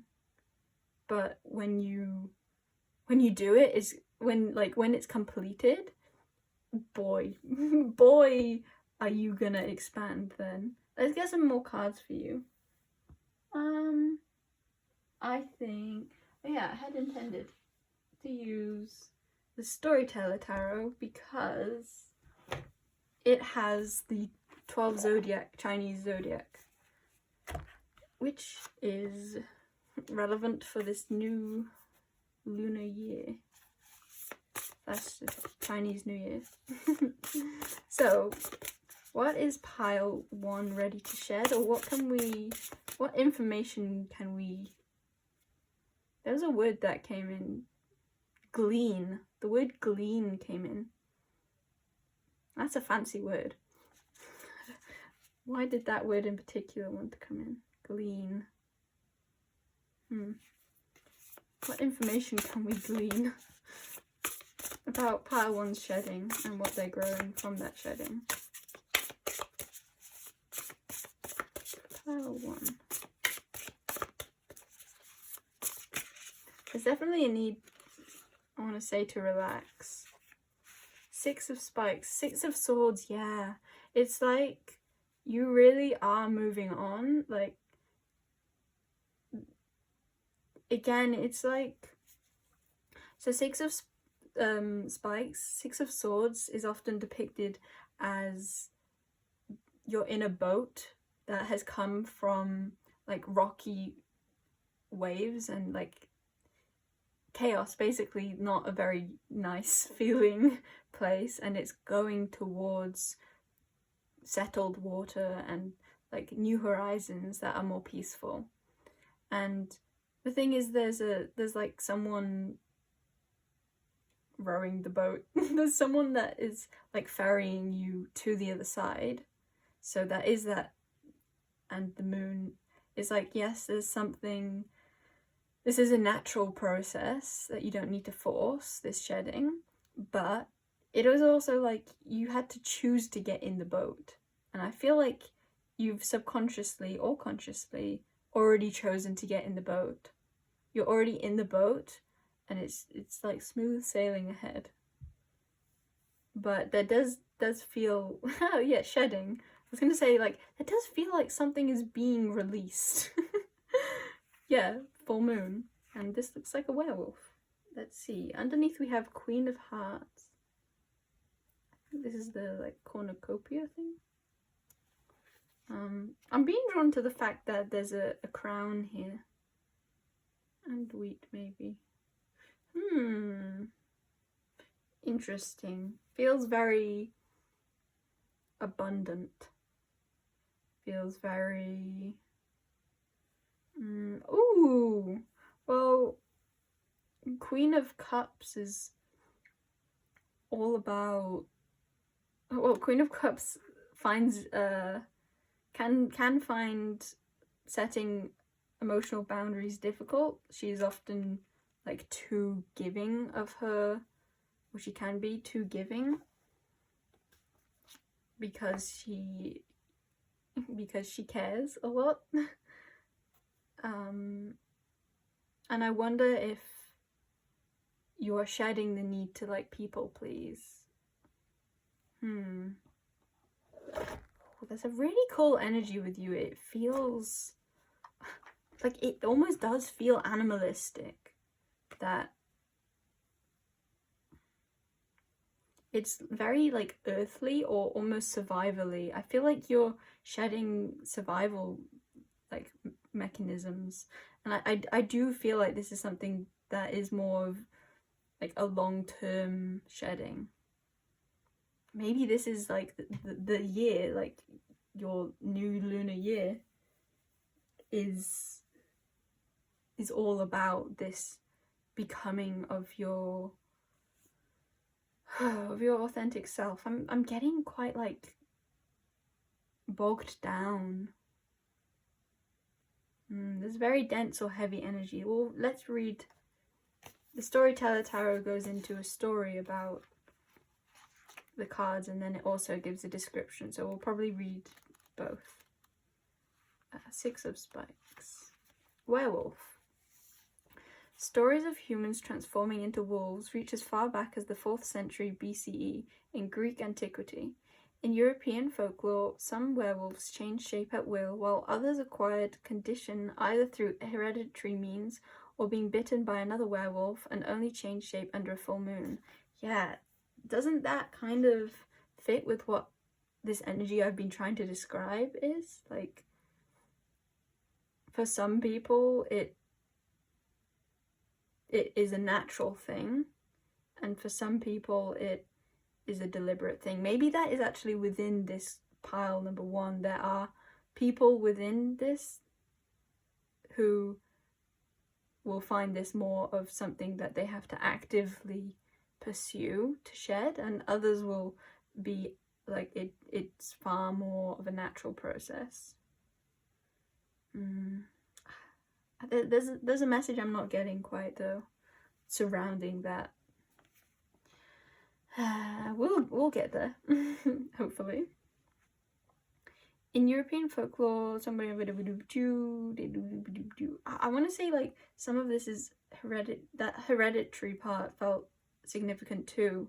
It does feel like you may be shedding things that aren't actually yours, and maybe that is what the Queen of Cups was talking about, like taking on the burdens of others, and this is recognizing that you're actually going through like a deep cycle of shedding what was never yours. Like it feels like you're shedding ancestry trauma, like ways of being that hasn't just been taught to you like with words or with like actions of how your parents brought you up, but it was actually already in your DNA, like it was already within your body.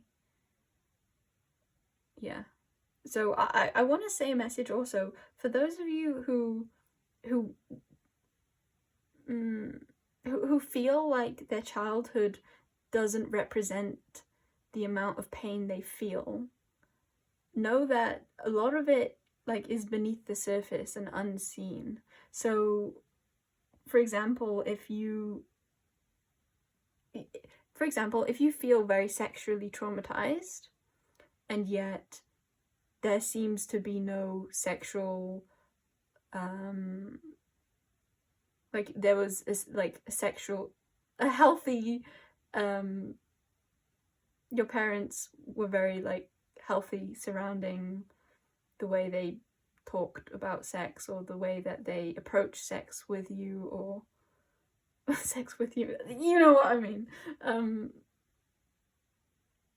If there was no like apparent physical sexual abuse and yet you feel really sexually traumatized, there's a lot going on beneath the surface. Like, I think it's trying to, I think there's a message of like, value those feelings and know that you're not crazy for feeling that way.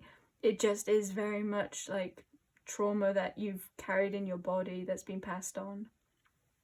And it could very well be that those before you have dealt with this same insecurities, and maybe you could talk with your family about like your blood, if you have connections to your blood family, about if they have these same experiences. That might be healing to talk about.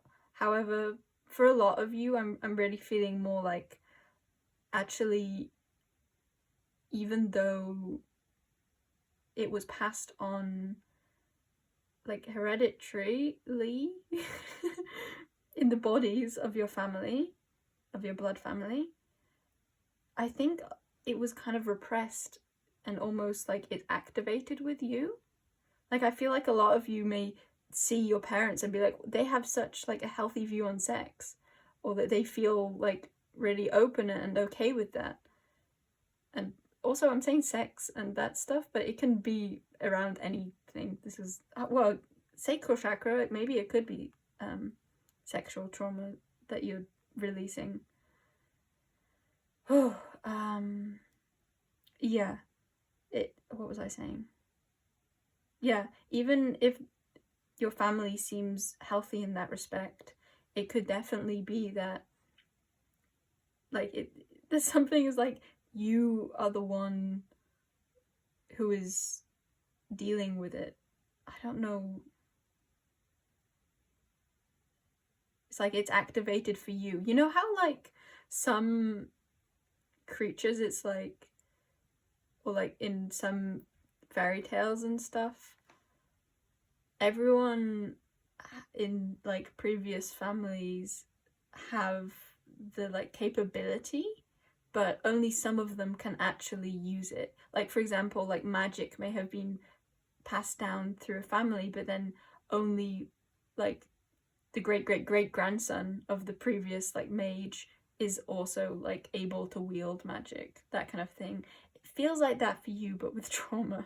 Like, even though your recent family has carried this same trauma within their bodies, it's you that is actually like seeing how that is actually affecting you. Like, it's been particularly amplified within you. And I feel like that might, the awareness this awareness, I feel like, may help ease some of the uncertainty of feeling into it. There's a lot of deep beneath the surface. Maybe some of you aren't even aware of it yourself. Because I just keep feeling like it's beneath the surface. Let's carry on reading. In some versions of old folktale, Beauty and the Beast. In some versions of the old folktale, Beauty and the Beast, the enchanted prince trapped in his castle under a spell is sometimes explicitly described as a wolf or a wolf creature. To prevent harm from coming to her father, the youngest daughter of a man willingly offers herself to the beast and discovers his true identity. She helps him break the curse and lives with him happily ever after. Ooh, that felt like it had meaning.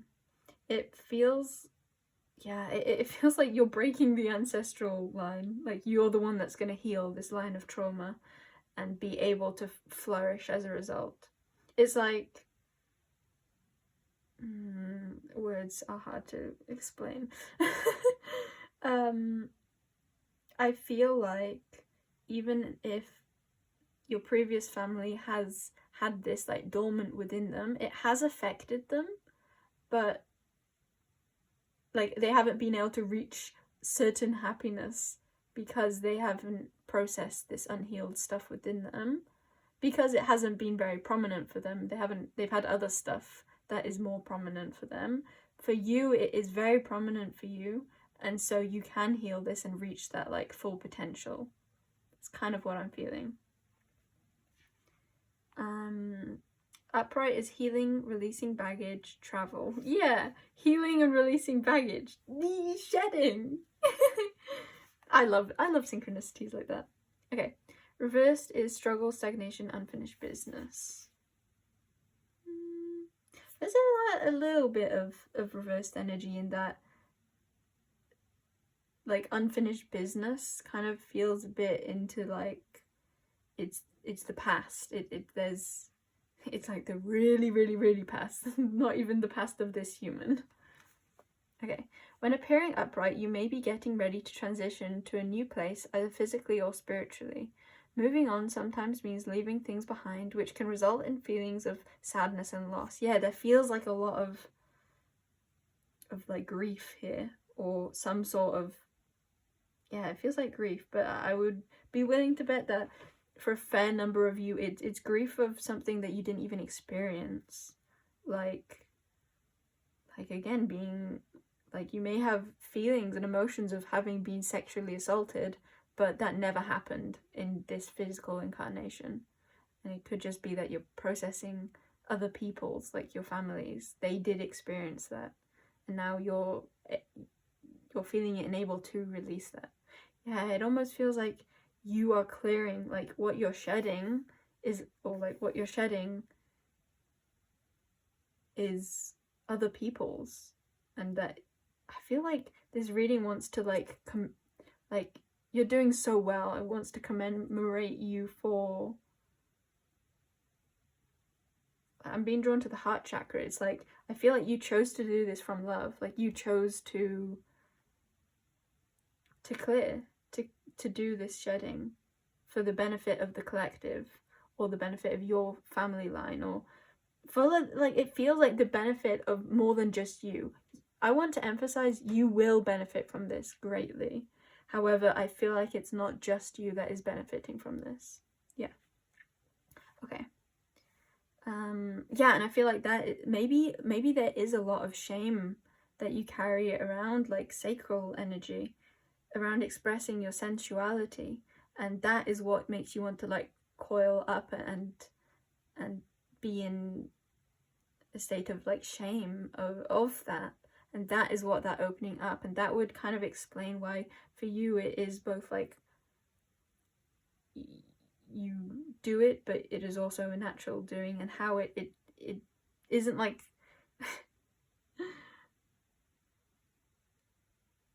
very short. It feels like this could take some time to process, and that it's like it's so okay for this to take as long as it needs to. I feel like your unraveling of your coil will be gradual, and then when you hit that, like, I've done it, like I'm fully out, that is like it will feel incredible. It's almost like those chakras are like slowly moving into alignment, and then when like every single one is in alignment, then it's like bam, the kundalini rises and you feel that completion. You feel what you had been working on for so long. You feel it. Yeah. Some of you, that may be kundalini, actually, like your kundalini awakening. No, but for most of you, I feel like this is I'm not sure. Take it as it resonates. Consider this a rite of passage, leaving behind the familiar and taking the path of the unknown. Take solace in the fact that you will transform into a better person because what you are leaving behind is just holding you back. Consider any emotional baggage you may be carrying as you move into this new phase in life, and how much of it you really need to carry with you, if any at all. Okay, I'm actually feeling like maybe you seeing this as taking a long time is more your own projection, and that the truth is that this will be much quicker. Okay, yeah, it's lightening already. Yeah, it's I feel like you think it needs to take a long time because you're still not wanting to be seen. Yeah. And that could be you don't like want your body to be seen. And then when you finally get to the state where you actually feel secure enough to show your body, then it's like, whoa, it actually feels really good to show your body. That kind of thing. Yeah.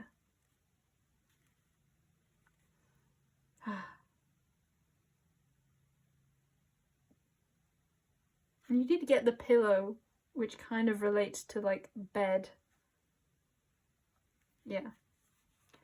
I'll read the reversed, but I'm not sure how much of this will resonate. Reversed, the Six of Spikes indicates that you are struggling to initiate a new transition in your life and are hesitating. Either this struggle is due to your own resistance to change, or you may be held back by someone else. Ooh, maybe some of you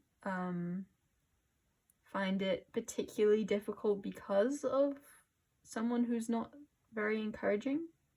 Maybe that is something that you're ready to shed, or someone you're ready to shed in order to be accepted and feel safe to be vulnerably you.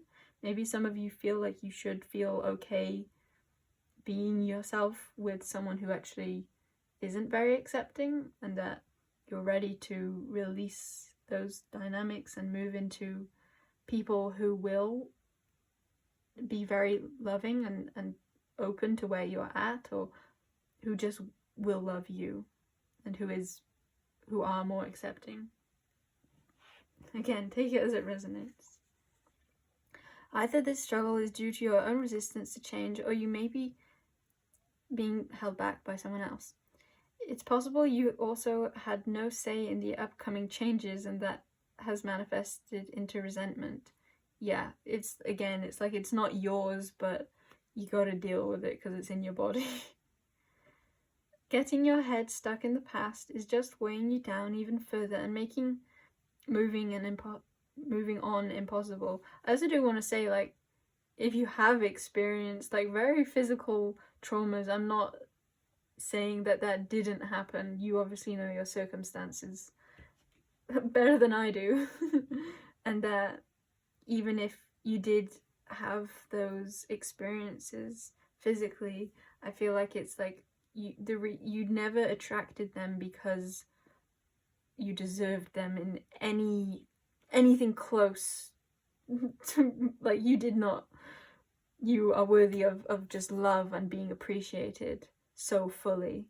And yet it could be that you attracted those experiences because you were carrying the energies of shame from other people. Like, these experiences happen to you because of just the family you were born into, kind of thing. And that can be a tough cookie to swallow. What's the actual expression? Like, something hard to, it can be hard to, that could be hard to swallow. Is that it? I feel like there's more. I like tough cookie to swallow. Okay. Getting your head stuck in the past is just weighing you down even further and making moving on impossible. Yeah, so if you're like replaying a lot of this shame, a lot of this coiling up, I think that you're being invited to bring more illumination into these feelings. However, like, continually like looking up and feeling into those expressions of love for yourself, as opposed to feeling into the like blockedness. Feel into how how you desire to feel, in that, like, if you want someone else to hold a certain love for you, feel how that feels for someone else to love you. Feel that within yourself. Because it could also be that you are so afraid that you're kind of closing those opportunities off. And it's okay to take your time. This is just a reading, right? You can choose if you want to stay like in hiding. That's okay. That's completely okay. And you are so loved even in hiding. And I think this reading is coming to you though, because you're ready to open up, and that you can begin to let that light in and to begin to feel that love of it's actually okay to be me. I actually can be accepted by me. And it's about, again, doing that with people that you know that it's safe to do that with. And to begin with, maybe that is just yourself feeling that energy. For some of you, maybe if you feel ashamed of your body, maybe being naked with yourself and looking at your body is difficult. So maybe that would be where you start, with feeling into that love of your body and doing that alone and getting to feel safe with yourself. Yeah. There's just a lot of, like, I think there's a call for a gentleness here. Yeah. Okay. But yeah, it feels like you're ready to shed the like replaying past events, replaying past ways of being, and stepping into the new energy that you're ready to embody. Even if you had no say in this change, you have full control of how you handle it. Remember that every piece of baggage you are carrying, you picked up yourself. And even if it's like you picked up yourself, you picked up this baggage, it can 100% be that, like, someone put that in your hand. And so it's more like, I think it's more like, you do have the capability to let go of it, let go of that shame, but because it is in your hands, it's not saying that you put it in your hands, but it's in your hands, and you have the power to release that if you're ready. Yeah, I want to get one more card for you. Let's do the unicorn deck, like I was mentioning earlier.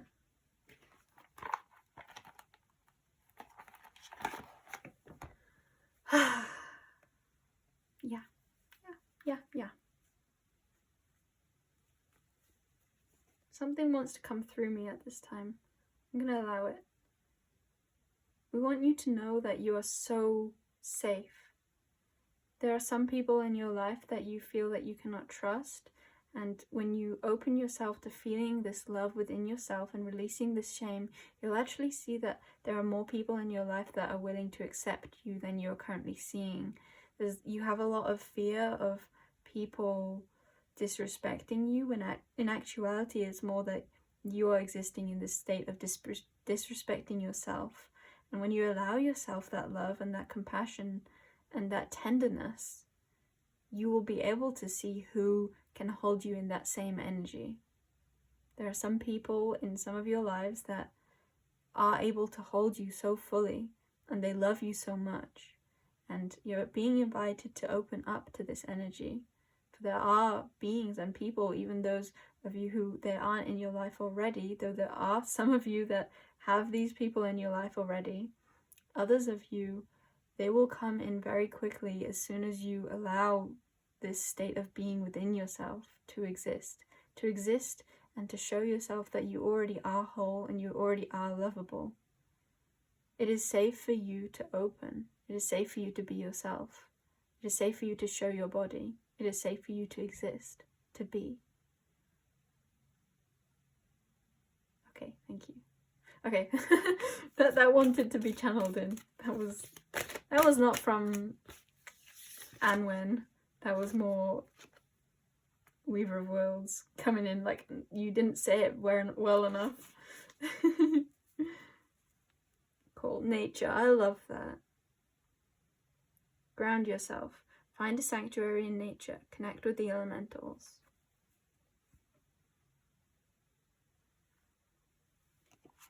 I feel drawn to saying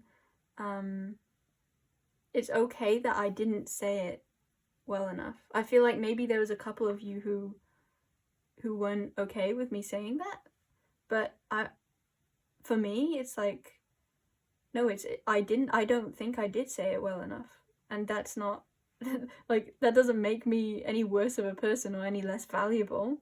It just means that there was a specific way that would help you to hear. I feel like that ties in with your message. It's like,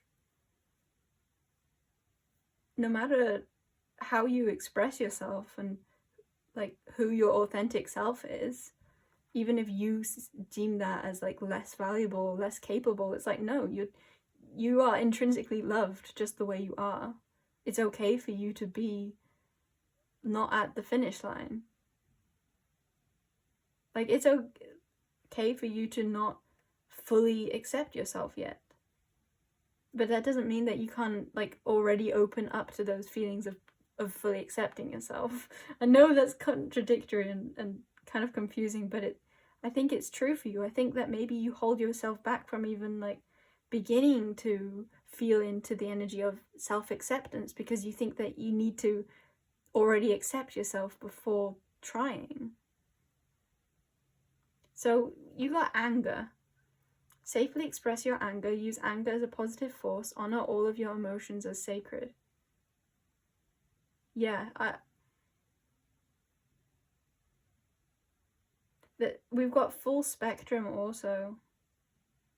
There could be that you're holding on to a lot from your past or the past of your body, and allowing that to come out rather than coiling up with it is not making you any like worse of a person.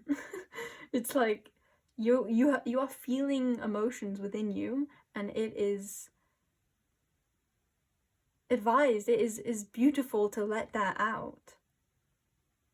It doesn't need to be that you're blaming anyone through expressing your feelings. You're just expressing the way you feel. You're not saying that anyone is worse because they did this, or you're not saying that they shouldn't be loved because they weren't loving. You're just saying, this is the way I feel. You're not like putting labels on anything or trying to change anything. You're just saying, this is the way I feel. These are my emotions. These are the emotions that are within me. And they are okay to feel. They're okay to be. They're okay to exist. It's just like, do you want to hold that inside anymore? Or are you ready to let them out? Let them go. You don't need to hold it in anymore. You can just be. You can express yourself. And let's definitely read the anger card. And it is like, you don't have to directly like express yourself to the person or people who hurt you. It's just, you can feel those feelings. You can get them out in another way. Get them out on your own. Get them out in nature. We got that nature card. Maybe you wanted like punch the earth. Like maybe you want to like just go out somewhere really open and just rant. Like get it, like you have emotions within you, and just like when you're happy you want to smile, when you're angry maybe you want to make a fist or shout. You know, it's yeah. Honor all of your emotions as sacred. Maybe we'll read full spectrum also. Okay. Anger. Safely express your anger. Use anger as a positive force. Honor all of your emotions as sacred. You may feel angry at yourself, another person, or a situation in your life, but feel it is somehow unspiritual to express your rage. This fire emotion, this fire unicorn is charging in to assure you that anger is not a negative energy. It has as much purpose and value as kindness or love. Yeah, remember, it's like any feelings you have within yourself are valid because they exist for a reason. Like they can show you how certain situations have not been healthy for you. They can show you how you feel, how your body feels about certain treatment, and that allows you to move forwards into dynamics and situations and people that don't align with that same treatment because you were angry or you were upset, you felt, because of the emotions you felt, you understood what the situation was doing to you.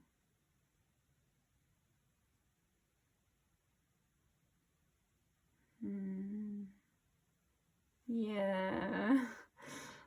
Okay, let's keep going. Feeling or expressing anger is not unspiritual. It is sacred to honor your emotions, and anger can be the fire you need to pull you out of a swamp of lethargy? Feeling lethargic, hopelessness, or doubt. Yeah, I feel like you were like feeling bogged down, and this anger, like honoring the way you actually feel is what can give you a burst of energy to take the actions that get you out of the glump. It's like, no, you did not deserve that. Feel that anger and assert that. Even if it's not like physically asserting it or telling people, like maybe there's no one that you need to tell it to, especially if this is like ancestral. But if you are angry, no matter if this situation happened or not, you are angry for a reason. Or you are hurt, you are traumatized for a reason. It happened, even if it didn't happen to this body. Maybe it did happen to this body, but even for those that it didn't, it still happened. You still carry these emotions for a reason. Allow yourself to be protective of yourself, because that's what it is. It's like expressing the anger of why this happened is just showing yourself that, yes, I did not deserve that treatment, and I will not accept it again. It grounds, it validates yourself. Yeah, I feel like that is what allows you to uncoil, to keep yourself in shame, because it's like, actually, no, I wasn't deserving of that, and I won't accept that. Yeah, I feel like shame is the opposite of that. Shame is feeling like you deserved that treatment and not expressing that anger, and it feels like a lump in, I want to say a lump in my throat, but it's lower than that. It's not throat. It's just feeling a lump inside somewhere, like, ugh. And that's what holding on is. We spoke quite a bit about holding on. Maybe it was this card in particular. Yeah, you don't need to remain coiled up in shame. Be angry. Like, I think you just need to validate the way you are feeling. Yeah. Because that is showing yourself that you were not deserving of that, and you won't accept that again. Okay. I'm taking on this anger energy. Good. Take it on. I like this energy. It's like, I'm feeling these emotions, and like, it feels good to get angry. Yes. Ah.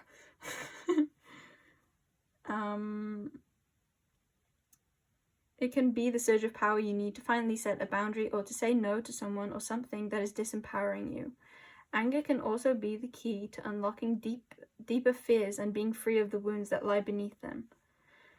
Yes, I feel that for you. Anger is only dangerous when you repress it or deny it.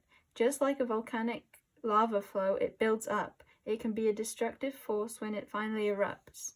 This fire unicorn wants you to acknowledge your anger, get to the heart of what is upsetting you, and let yourself be angry. Feel it and revel in its messy beauty. Dance, stomp, or roar from your anger. Pummel the cushions. Scream out all your fury. Give yourself permission to fully feel, unleash and release your anger. So long as you are not misdirecting your anger at anyone else, it can be empowering. Use it to fill yourself with life force and to move forwards out of denial and repression. There is wildness and beauty in your anger, and it can be a gift when you see it as sacred. Yes, I love that. I really, really love that. Here you go. Here you go, in case you want to return to this or read it on your own. Okay. We are also, that described that so well, it makes me really want to read Full Spectrum. At least the divinatory meaning part. Let's find the deck. Here we go. Just put that out the way. That felt good. That felt like a good release. Okay, 26. Chronosucks.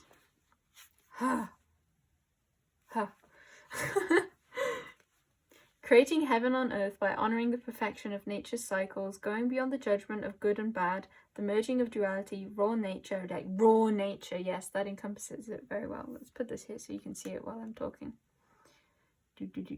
Earth wisdom, connecting to ancestors. Come on, connecting to ancestors. Shadows as the fertile soil for exponential growth. This is it. This is what you're ready to shed and grow. This is you're ready. Oomba doomba. I'm not gonna try and explain that, but yes, this is it. Shadows as the fertile soil for exponential growth. And I want to note, a shadow is not a bad thing. A shadow is just like the thing that we cast as negative. It's what we deem to be a shadow and not a light. So anger, I think, is something that you have deemed to be your shadow, like a hindrance. Your feelings of anger, or of just your feelings of being mistreated. I think you feel like that is your crutch, but actually that is like a crutch, like a thing to lift yourself up from, to heal. I was going somewhere with this and I have kind of forgotten. What was it? Shadows. Yeah, it's like your anger doesn't need to be the shadow. It can be the light. It can be the guidance. It can be the thing that illuminates you. Illuminates the part of yourself that you have kept in the dark. You have kept coiled away and hidden. No, you were mistreated. No, you do feel these emotions. Yes. The way forward is in the whisperings of the land, honoring the full spectrum of life. Let's read divinatory meaning. Step out of the black and white mentality of judgment. Go beyond the concepts of good and bad. This card invites you to honor the full spectrum of life and find a new way of perceiving your situation. When we judge something, we create a story around it. These stories often, like, maybe the story you've created is that you, like, are being dramatic, or that you're making things a bigger deal than they are. If you feel a certain way, you feel that. That is not being dramatic or over the top. That is just feeling. That is just being authentic, being truthful. Yes. Yes, I love this pile. I feel so passionate. When we judge something, we create a story around it. These stories often create limitation. Subconsciously, we gather so many of these stories over a lifetime, or lifetimes, even not our own lifetimes. To heal our disease, or dis-ease, and crystallize the new way, we need to create a space of no story. Let me reread that. We need to create a space of no story where miraculous healing can happen.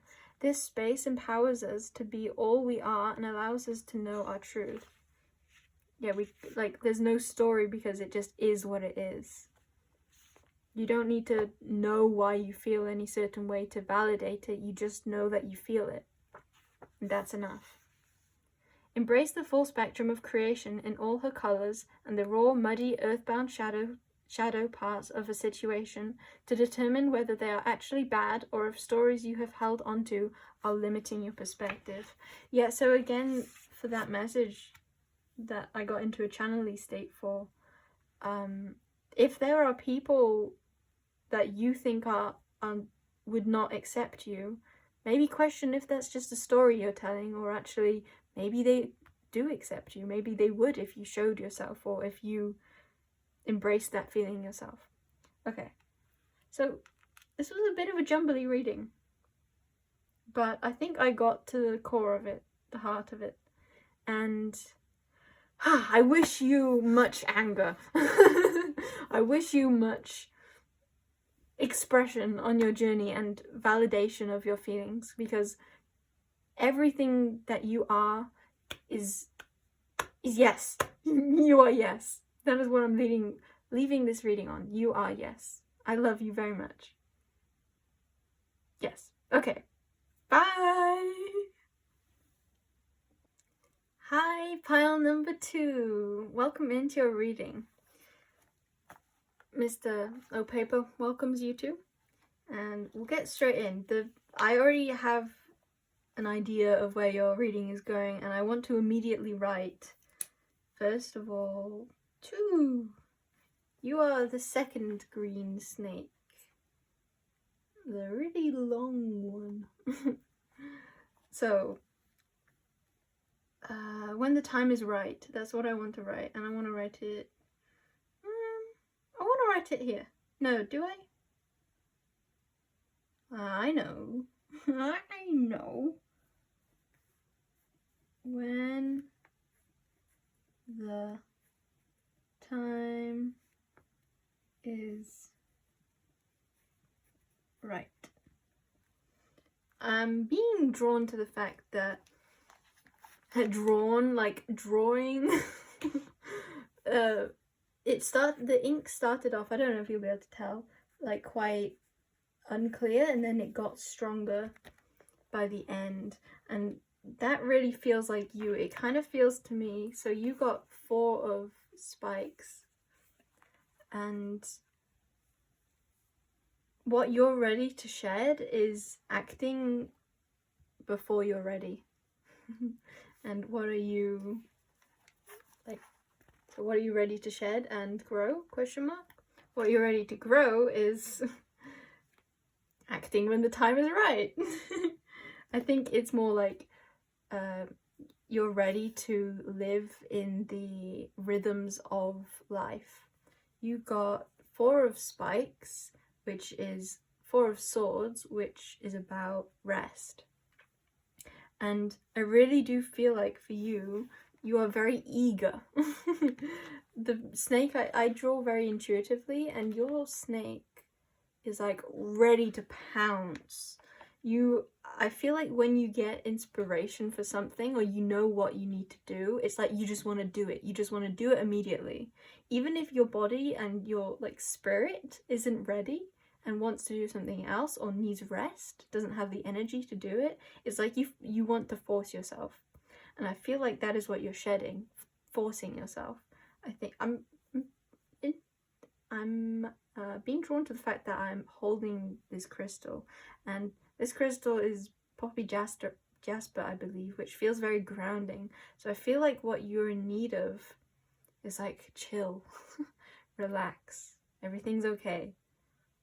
If there's something that is so inspiring to do that you want to like just jump at it when you're not ready, it seems very likely that it will still be there to jump at later on, when you have your full capacity of energies.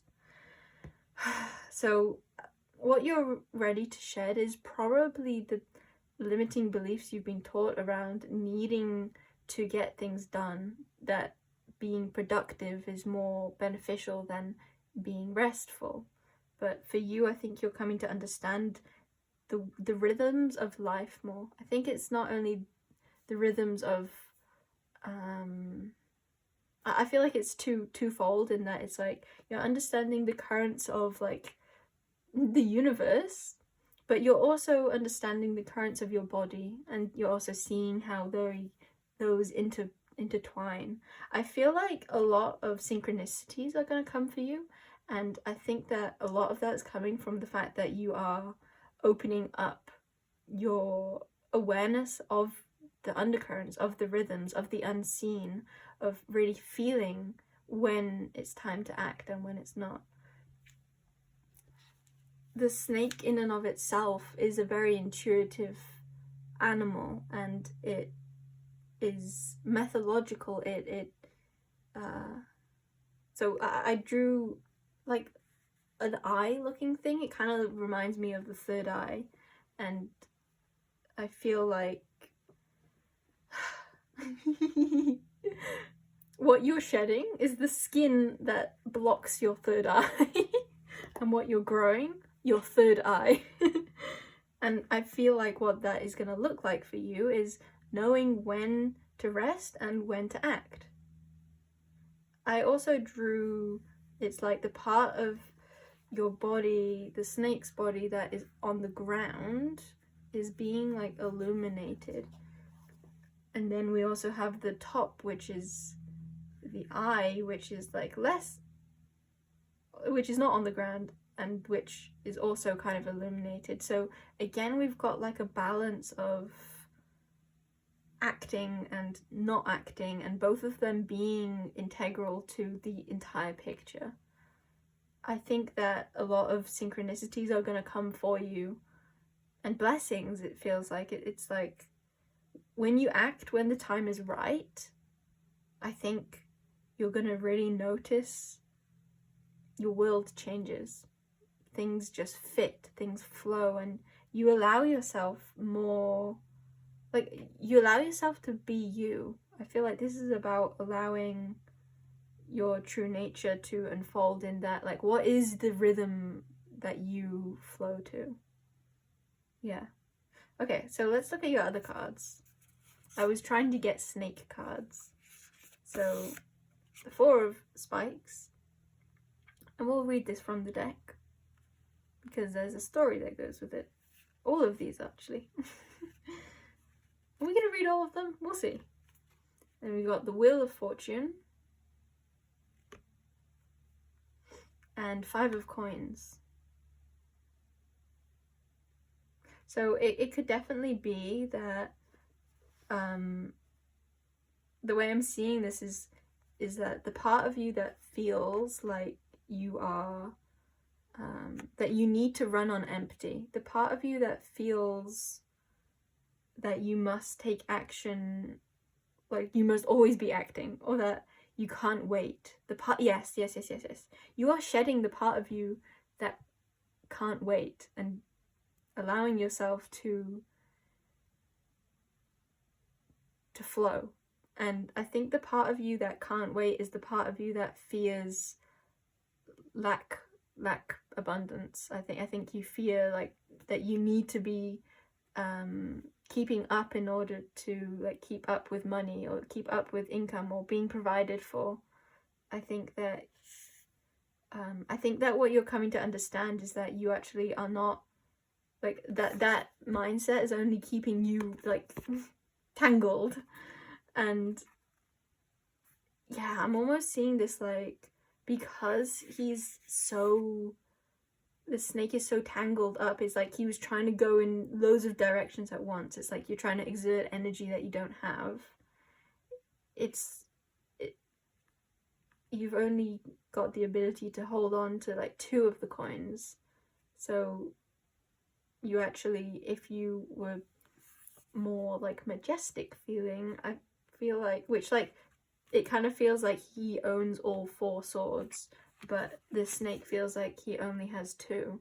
And it's like you will find that abundance will flow much more easily to you when you allow your own body's rhythm to take the lead.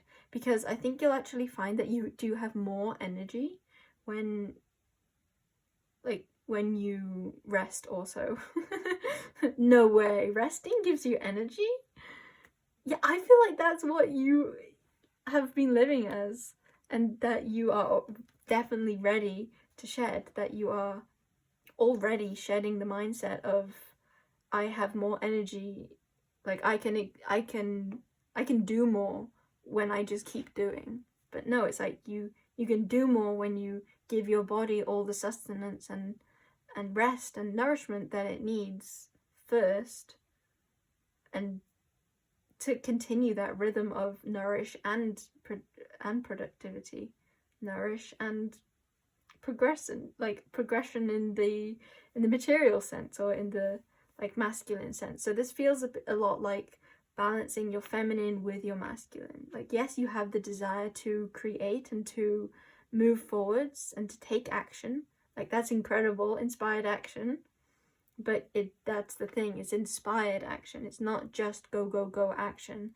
It's embracing the feminine qualities of life too, of allowing that action to come when it's inspired. And inspiration often doesn't come when we're feeling depleted, because inspiration comes when our bodies tell us, like, this is the thing to move towards, this is what will bring us feeling wholeness, feeling within ourselves.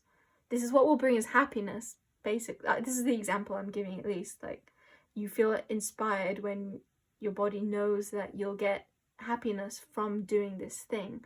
But if your body knows that you'll get happiness from sleeping or from making a healthy meal, then your body is going to move you towards feeling inspired to not take action. I hope that makes sense. Yeah. It's a simple message of rest in order to play, or rest in order to work. Shall we read Wheel of Fortune first? Because Wheel of Fortune feels like, oh my god, Wheel of Fortune, this symbol, I can't remember what it's called, but it talks about how like the cycle of life, this is my interpretation, the cycle of life, like the dragon is eating its tail, so it talks about how like death is one and the same with birth. So it's kind of like going the opposite direction of progress is sometimes the same as going in the direction of progress, because it's one and the same. Yeah, and it's also again of like, see the death and the birth. It's like you need to honor the parts of yourself that like require shedding. And sometimes that shedding is just like letting go of the day's baggage, taking the time to maybe meditate and be still and not move. And it's the same thing with like allowing your mind to rest, even when it's like, no, you need to work something out, there's problems to solve or things to understand. Sometimes those understandings come from releasing the mind, releasing thoughts. Sometimes they'll come through thinking and through active looking towards what you're trying to work out and make progress with, but sometimes they'll come through lack of masculine progress.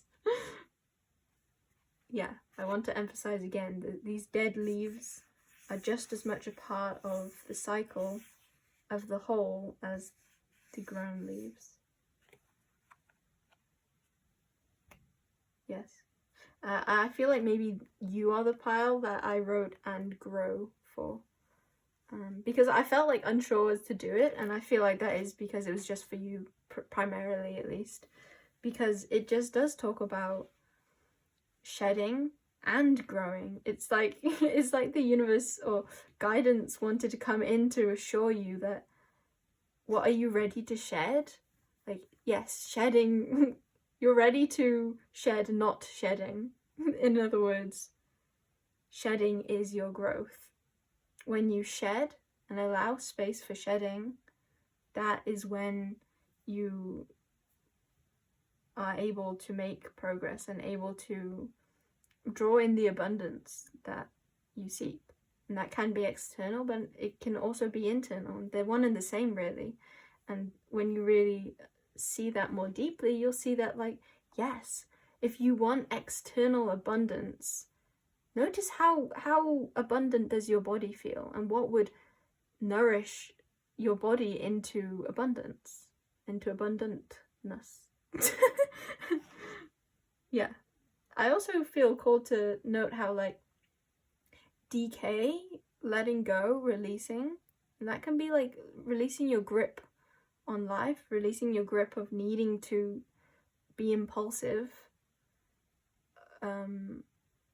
Releasing that is decay, and decay gives like sustenance to the soil, and soil is then like healthy soil is what enables fruitful trees and things to grow, plants.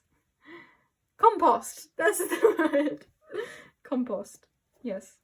Your life is asking for composting. You need to implement a new compost system. Okay, let's get into reading the stories. that go for each of these, beginning with the Wheel of Fortune, and maybe only doing the Wheel of Fortune, but we'll see. We shall see. Okay, the Wheel of Fortune, Ouroboros. Okay, that's what it's called. The Ouroboros is usually depicted as a snake or dragon eating its own tail and symbolizes the concept of eternity and endless return. Yeah, endless return, I love that. Rebirth, self-reliance, and nature's cycles. I feel like there's a message for, like, if some of you are wanting self-reliance, like, in terms of, like, independence of living, notice how you can depend more on yourself, like depend more on your body's way of being. If you're trying to rely on yourself, like really look at what that means. Is your crystal? Your crystal is out. Oh, I also want to note, in order to get his head to stand up, your item, I forgot this is your item, I put his arm behind his head, and it made him look in a very, like, chilling I'm just chilling kind of posture. So I did feel that, and we even got 4 of Swords, which is all about sleeping or resting, recovering. So there's definitely, like, if we're talking about balance here, there's definitely the side that needs more weight is the part of resting and just relaxing and chilling, taking a breather. Heave. Yes.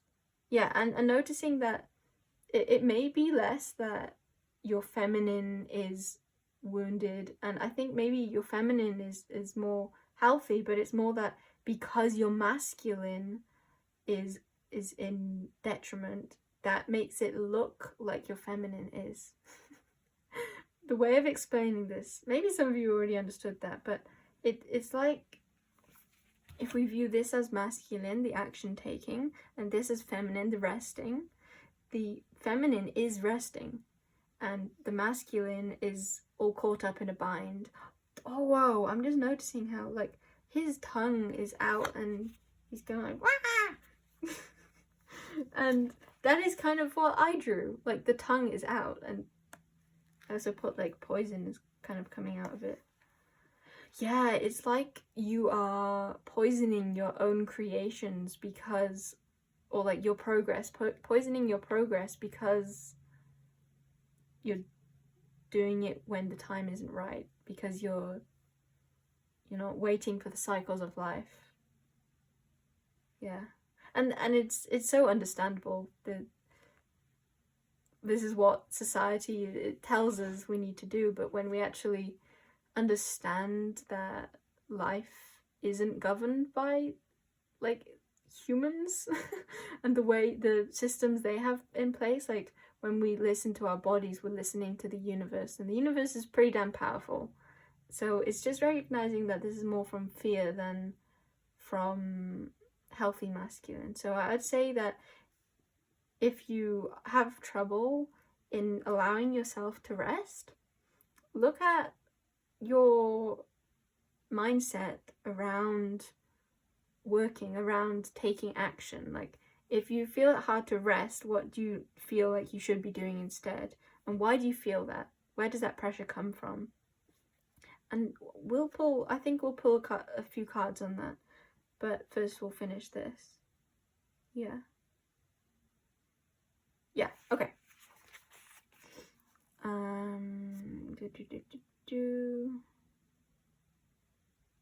Symbolizes the concept of eternity and endless return, rebirth, self-reliance, and nature's cycles.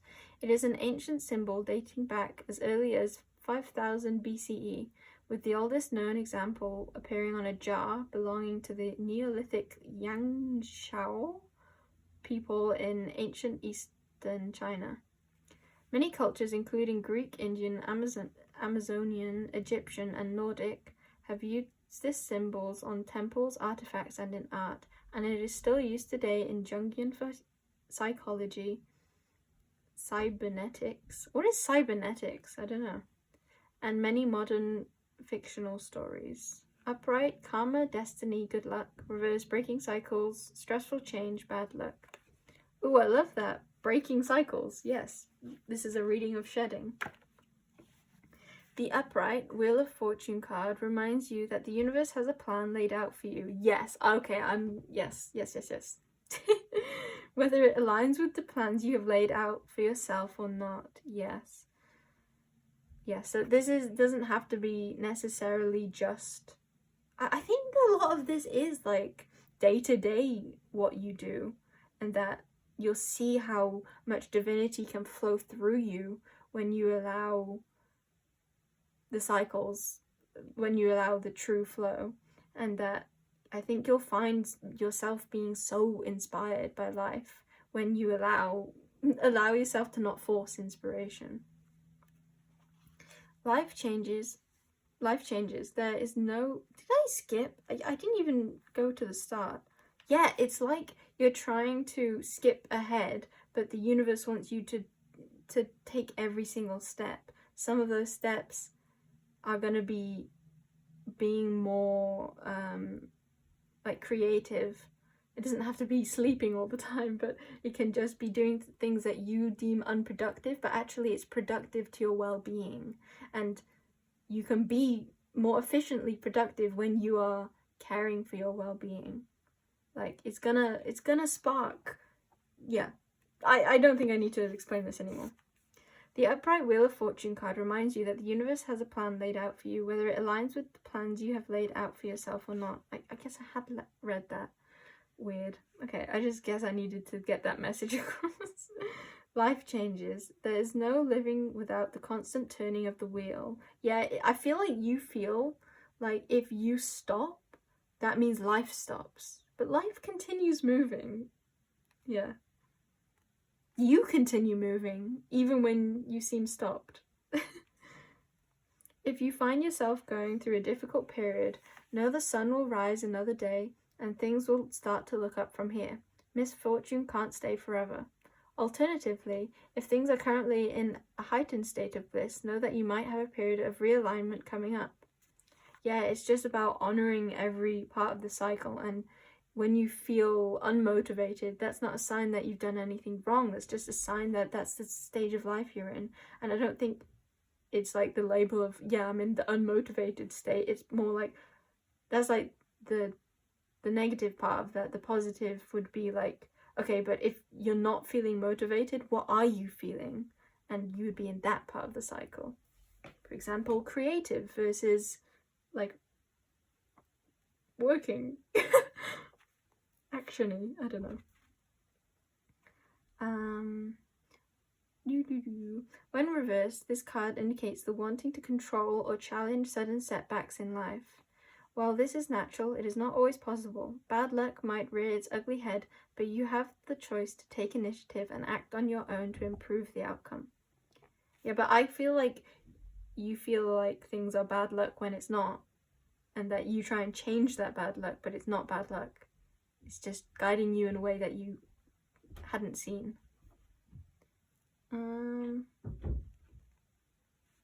The Ouroboros is a dramatic symbol for the integration and assimilation of the opposite, i.e. of the shadow. This feedback process is at the same time a symbol of immortality, since it is said that the Ouroboros that he slays himself and brings himself to life, fertilizing himself and gives birth to himself. He symbolizes the one who proceeds from the clash of opposites, and he therefore constitutes the secret of the prima materia, which unquestionably stems from man's unconscious. Carl Jung, Psychology and Alchemy, 1968. I'll definitely read that up because I did not read that too fluently. Cool. So let's look at something that could help with the masculine. Shall we read? I want to at least see what tales these are. So let's look at Four of Spikes first.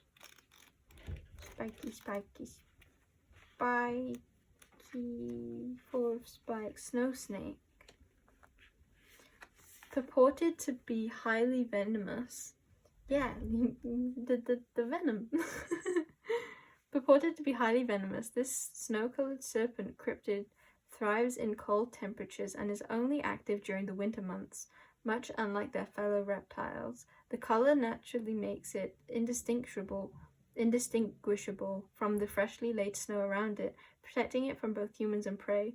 The only remedy if it bit a human was tanglefoot oil. So what I got from that was that you may be trying to, I think what you're shedding is going by like other people's form of productivity, of life, of way of life. I don't even want to put this in productivity. I think you're living by other people's rhythms, because this talked about how this is like only active during winter months, much unlike their fellow reptiles. Like, you are your own individual and your cycles are very individual to you. So you're releasing needing to adhere to other people's cycles and honoring your own.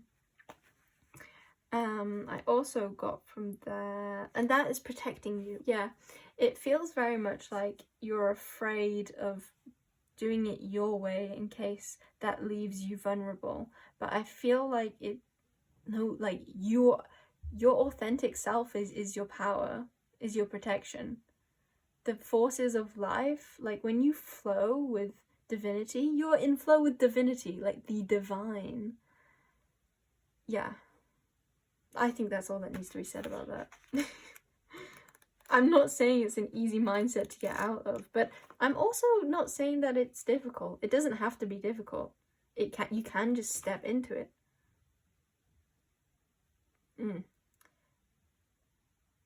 It doesn't mean that it's not okay when it is difficult. It's okay if you feel it's very difficult, and there are thousands of reasons why. Like, look outside, look inside, you'll see why it's difficult. But also look outside and look inside and you'll see why it's easy. You'll feel the flow. You'll feel... I think this is helping you feel that life is easy. Life isn't supposed to be a tangle. It's supposed to be smooth and elegant and flowing. It's supposed to be easy. And when you feel the struggle and the push and like life isn't easy, I think that is your time to step back and wonder, oh, actually, maybe it's not easy because I'm making it not be easy.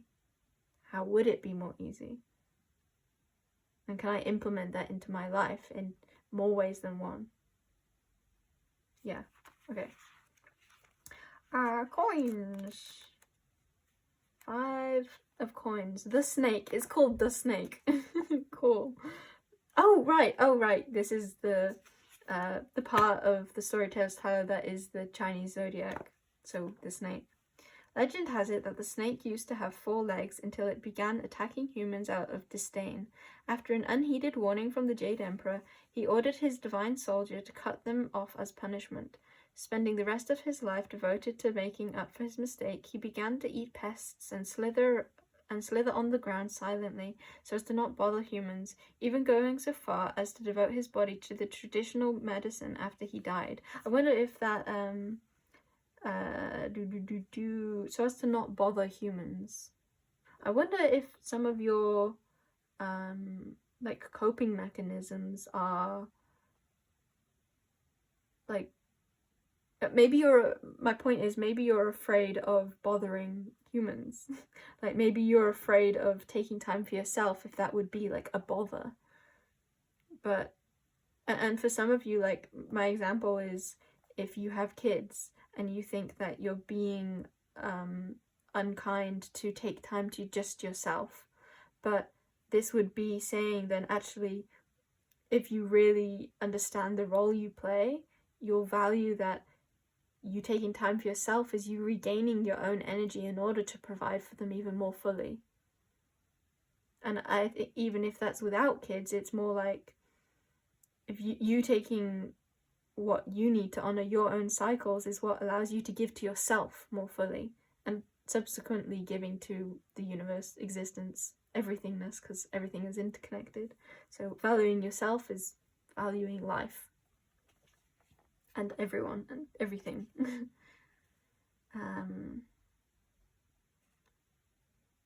Even going so far as to devote his body to traditional medicine after he died. Yeah, I feel like that is like, yeah, you may be going to the extreme in giving yourself up and not like holding yourself as valuable and as very worthy of your own sustenance, your own nourishment. I'm using the word nourishment a lot in... If you're a pile 0, you definitely need nourishment. Okay. Yeah, so basically, are you giving up your body, your life force, for something that is not sustaining you? Are you living an unsustainable lifestyle? And how can you live a sustainable lifestyle for who you are? And maybe it could also be that like you didn't always need this, but circumstances have changed, and that who you are now needs something different, and honoring that, honoring the cycles of life and of where you're at now.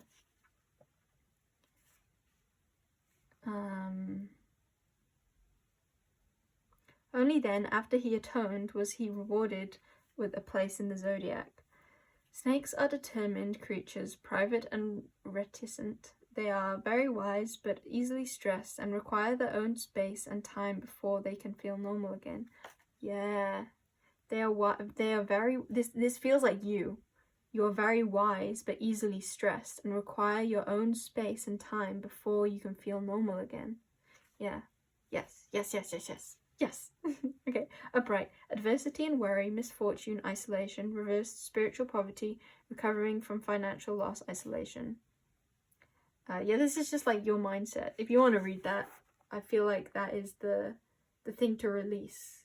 The feelings of instability, the feelings like, oh no, it's not safe, I need to do this in order to be safe. But actually looking at where that's come from, probably childhood of being expected to do so much, you can see how it's really just a mindset and not the truth. Like it's a program that has been intertwined into your mingling body, but you can understand that that is just from the human parents or the human carers, the humans that put that in you. Not even the parents, but like society. It's not truth. Truth is... Do you really think that like the truth of the universe, like how powerful the universe is everything in existence? Do you really think that something so divine would want you to would need you to overwork in order to feel like yourself? Would when we really take a step back and look more logically, rationally, love does not want anything but love. Love is not anything but love. And so you can question, am I doing this from fear of falling or from love? And again, it's fear is instilled within us, but we don't need to hold on to it. We can, at whatever pace you are comfortable with, we can begin to, I'm hearing, unfurl back to love, to understand that the ways of life are far more easy and far more unstressful. You're letting go. What are you ready to shed? Stress. You're ready to shed stress and overwork. Yeah. I want a card of what you need, which is, I think, is going to be very pink and loving. Okay, what deck? I'm actually feeling Sacred Travels.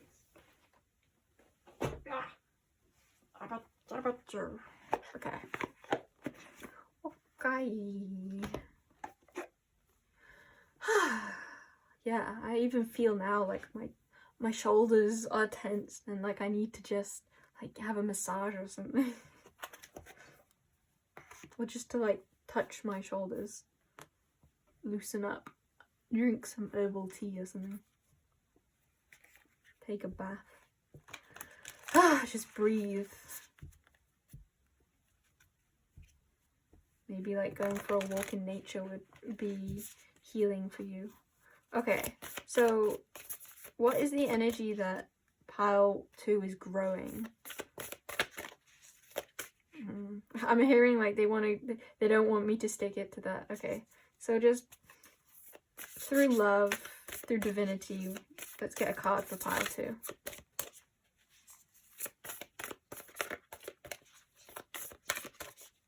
Yes, I feel it. I feel it. This is, and I kind of want to see that. Valiant courage. Take action with passion. Yeah. Yeah, it's like with passion.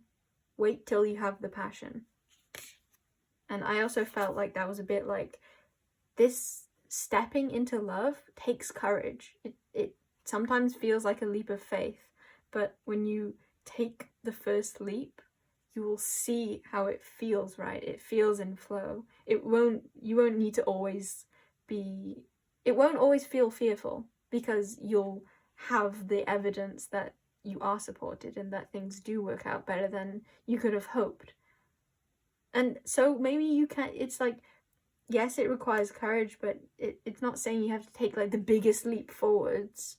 It's when you do any small step that is in alignment with flow, you'll see it. You'll feel the flow. You'll feel that you got nourished by doing that. You'll feel how it was beneficial. You'll see it.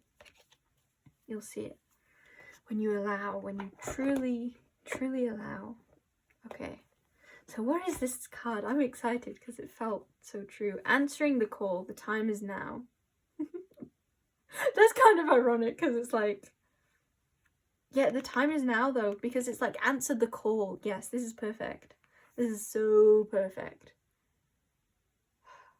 I feel like you often exist on trying to predict the call rather than answering the call. It's literally like all you need to do is like sit in your little castle of self until you hear the knock. And when the knock is there, then you can go. Then you can answer the door.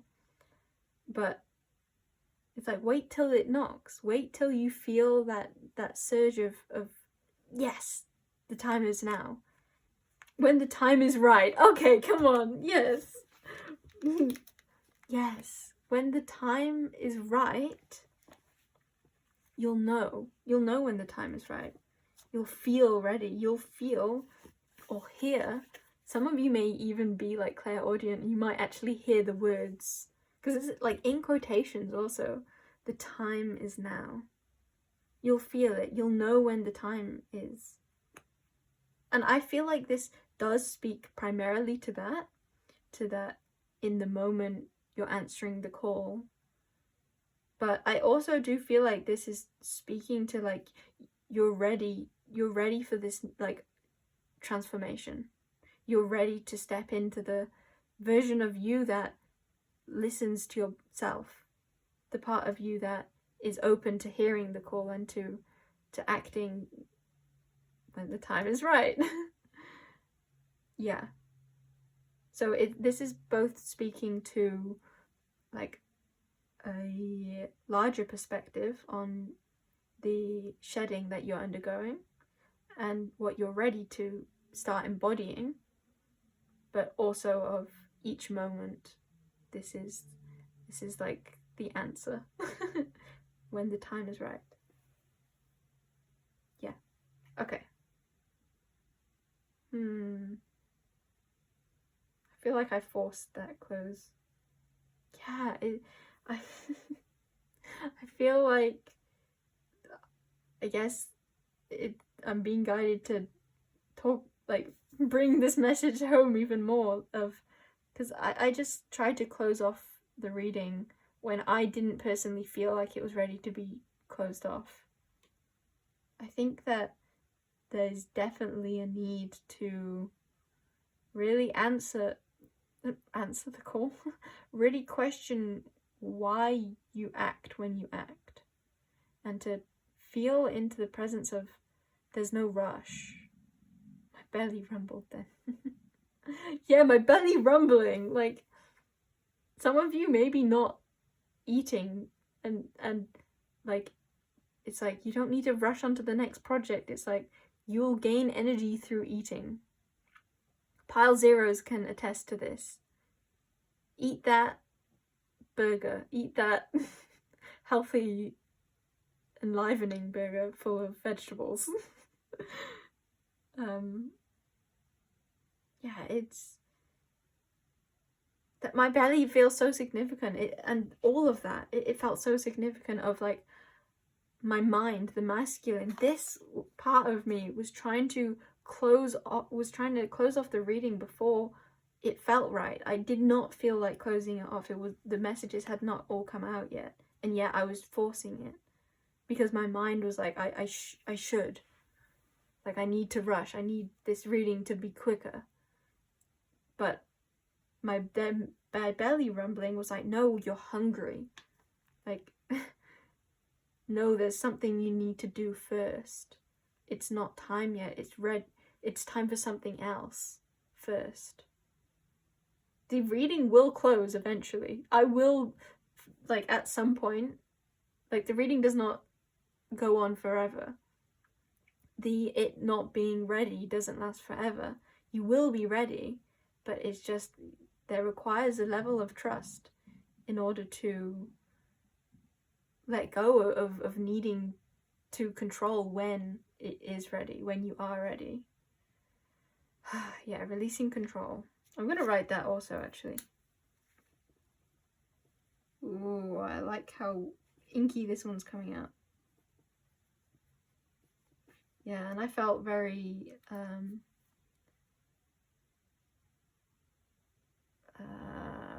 how do I explain this? It felt very like I wasn't thinking, how do I draw this? How do I write this? It just came out. So yeah, this is your message, pile number 2. Releasing control when the time is right. I'm going to sit with this and see if there's anything else that needs to come through, that wants to come through.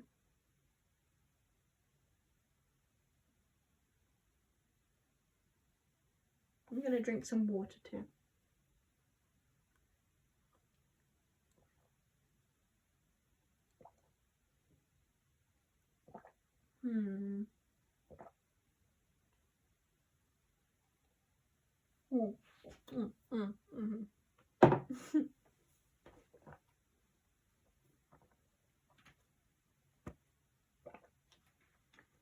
Let's get an animal card.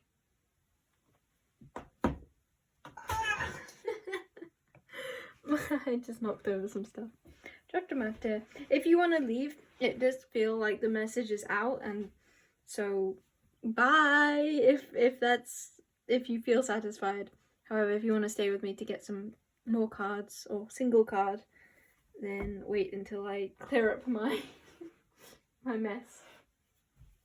See, again, the message of like, I'm not rushing this reading. I'm just gonna like do what needs to be done to cleanse the space, to like, I'm not gonna rush forwards.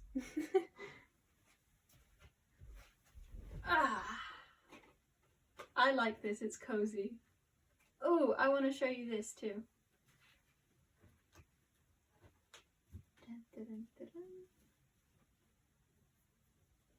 Okay, we're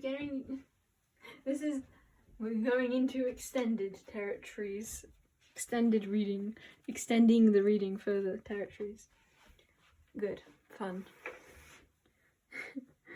I kind of feel like we got the rough stuff out the way, and now we can enjoy it. Like, I can enjoy this reading more. I don't know, like, I feel like I haven't had fun with you yet.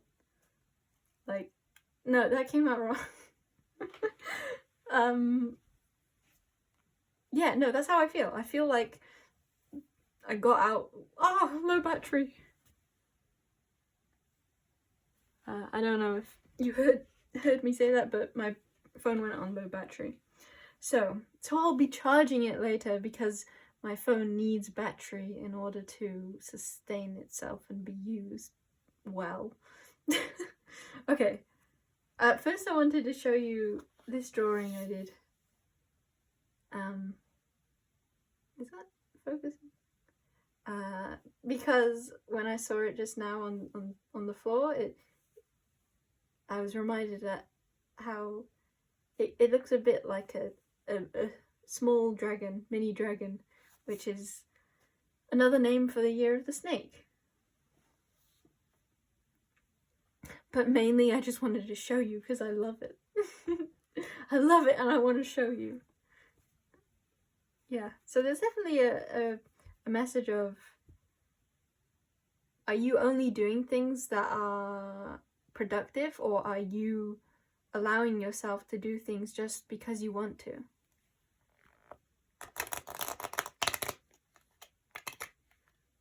Like, was I really showing that to you because it's a mini dragon? I don't know. I think actually I was just showing it to you because I wanted to show it to you. Yeah, so these are the cards that fell, and they fell into this and knocked like one of these out, so it made me want to use them. Cosmic Flower, number 18. The frequency of Cosmic Flower activates our remembrance of the place we call home, the core of which we pour our magnificence out into the world. Ah, so beautiful. Yeah, I want to read that again. The frequency of Cosmic Flower activates our remembrance of the place we call home. Ah, yes. You're a cosmic flower. We're all cosmic flowers, who are also from the great cosmic flower. We are flowers within the flower. And yet, we're flowerless and flowerful. And I like saying the word flower. Okay, the core from which we pour our magnificence out into the world. Discernment. Yeah. When the time is right, you can discern when. I feel like I said that one too many times now. Okay. Any from my little notes? I want him to. Okay.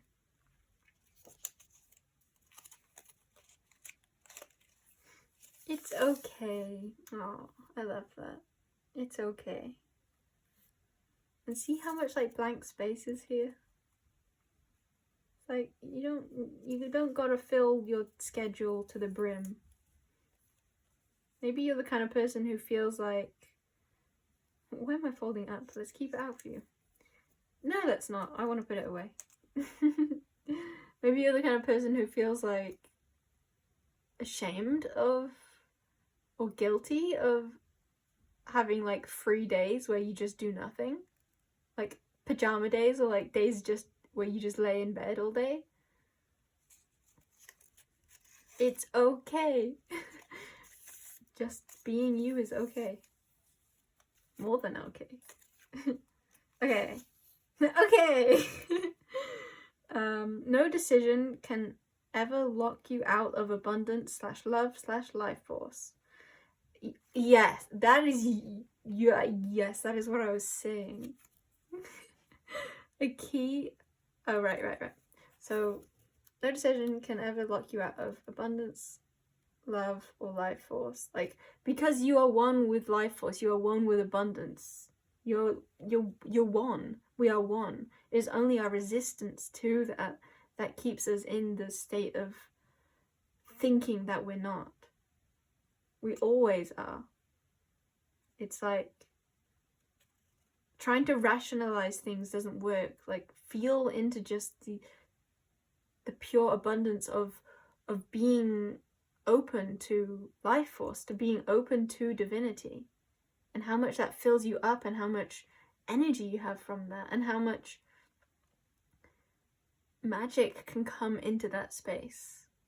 Like, imagine the clenchedness of trying to control every part of your life, and how much can like flow into that. Whereas like when you imagine yourself loosening your grip and going with the flow, like then imagine how much magic and blessings and abundance can come in, because it's like you're more like a sponge rather than like a metal. So I drew a key on this, but it's a key that's shattered. And I've written a key shattering because there's no single key to yourself/joy. It's like abundance doesn't come through pure action. There's infinite ways that it can flow into your life. Yeah.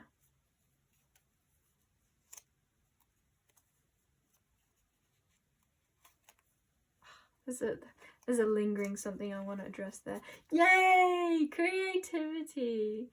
Yeah, it's like accessing that part of you that wants to flow, that wants to play because it feels good to play. And when you feel good in yourself, this is a pile all about releasing the need to be so rigid and shedding the part of you that is not accepting of all that you wish to do, of the parts of you that wish to do things that don't like assimilate money, or that don't assimilate this and this, like doing things just because it feels good to do it, to create. It feels good to create, and tapping into that energy that just feels good, because when you feel good, you're feeling existence, you're feeling life again.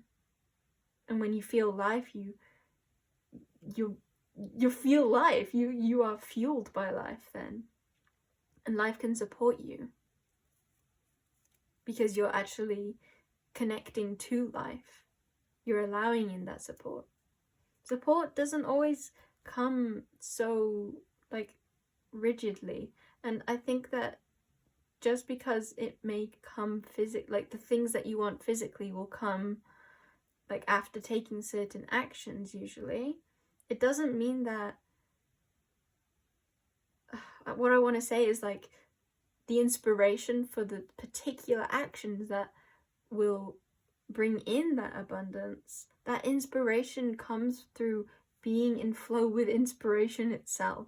You can't follow inspired action if you're not open to inspiration.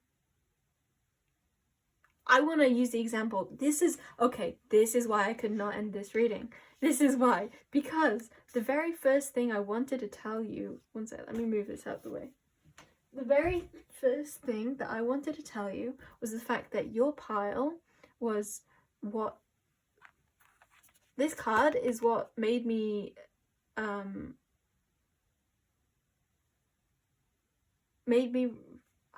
realized that I wanted to do a reading on this. Oh, I can't even remember anymore. That's so weird. What I was gonna say was like, this pile is what made me realize that it was the Lunar New Year yesterday. I'm filming this the day after, but I didn't. I realized when I looked on Google. But I know that this pile number 2, like I drew this card at the start of the day. I know that I drew this card at the start of yesterday.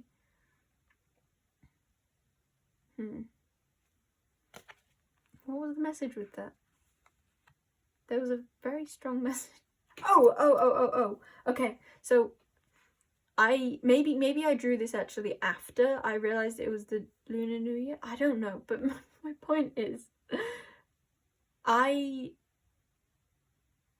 know what it is. I know what it is, the way that things worked out. So I drew this card at the start of the day. Then I found out that it was the Lunar New Year in the year of the snake, and I took the guidance of that I needed, which was to rest. And then when I went on a walk, because that's what I wanted to do in like non-productivity mode. I wanted to go for a walk in nature, and then on that walk I realized, oh my god, I can do a Lunar New Year oracle reading. So this whole reading has come to you through the inspired action. It's like I got to act because I listened to what I wanted to do.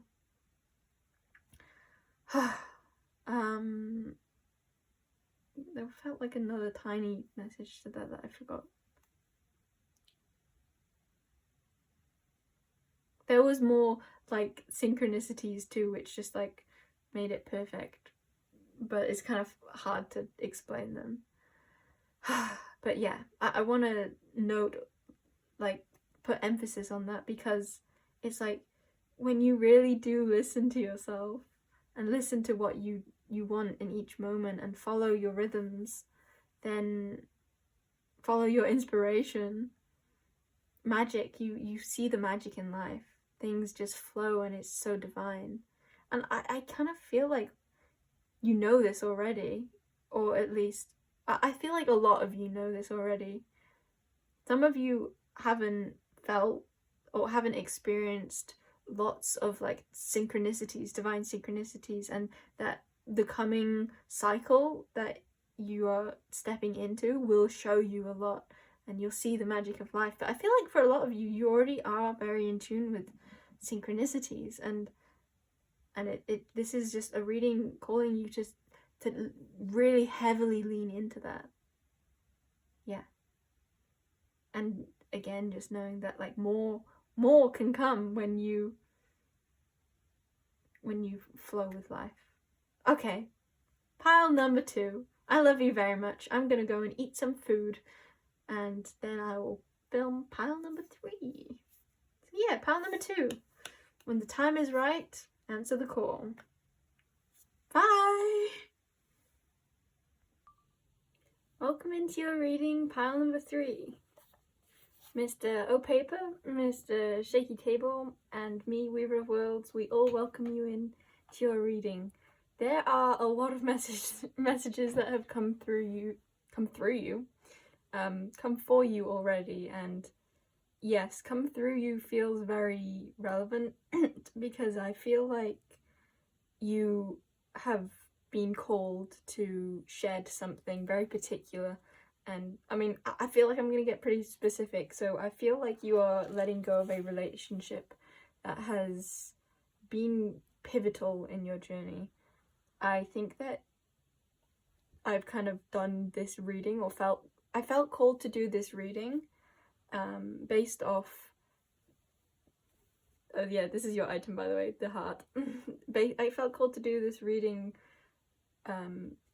from it being the Chinese New Year's, and I think really the reason that it has all come together primarily is for this pile, which is tied in very heavily with what are you ready to shed and grow. So I think I definitely think that the reason why I was called to do a Chinese New Year reading was because it's the year of the snake, and because there were messages of very strongly, what are you ready to shed? I think you're going through a really big transition in life, and that you're possibly struggling with this, and that there's a lot of fear surrounding it. The card you chose was Sacred Serpent Spirit DNA Activation. It just screams like transition and like an up-leveling, not just between you and this person that you're letting go of, or this thing, or way of being, but I feel for most of you it's a person, or something very near and dear to your heart. And it's not just letting go of that in particular, but it's like letting go of a whole era of self. Like your DNA is activating, you are activating. And I think that you're someone who is definitely very in tune with the flow of life, whether this be subconsciously or consciously. I think for most of you it's conscious, that you're very aware of this transition that's going on, and that you have had a strong calling. I feel like for most of you this isn't something that you purely consciously decided that you wanted to walk away from this person or want to shed this person, let go of them, but it feels like something that is both a choice but also like a very intuitively driven action. It's something that you kind of just know in your core that this is what you're supposed to do, like supposed to, quote unquote, like this is the path that your soul is guiding you on. But and I want to say, first of all, I was most excited for this reading when I was drawing the snake for each pile. So I draw very intuitively, so I usually get messages from drawing whatever I draw in all the different readings. There's always some sort of intuitive message that comes through in drawing, and for you at the bottom, that is your image. And first of all, when I was drawing that, it felt like I was going like, what the hell is this?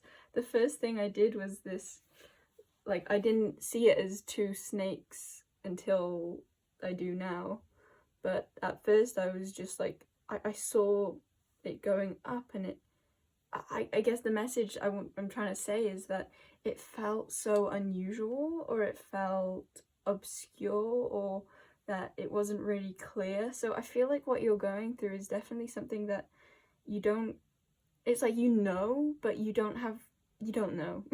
It's like you know, but you don't. And things may have been quite deceiving, or things may have been difficult to really understand. Like, why is this happening? Or why did this happen? Or why did this not happen? I feel like for a lot of you,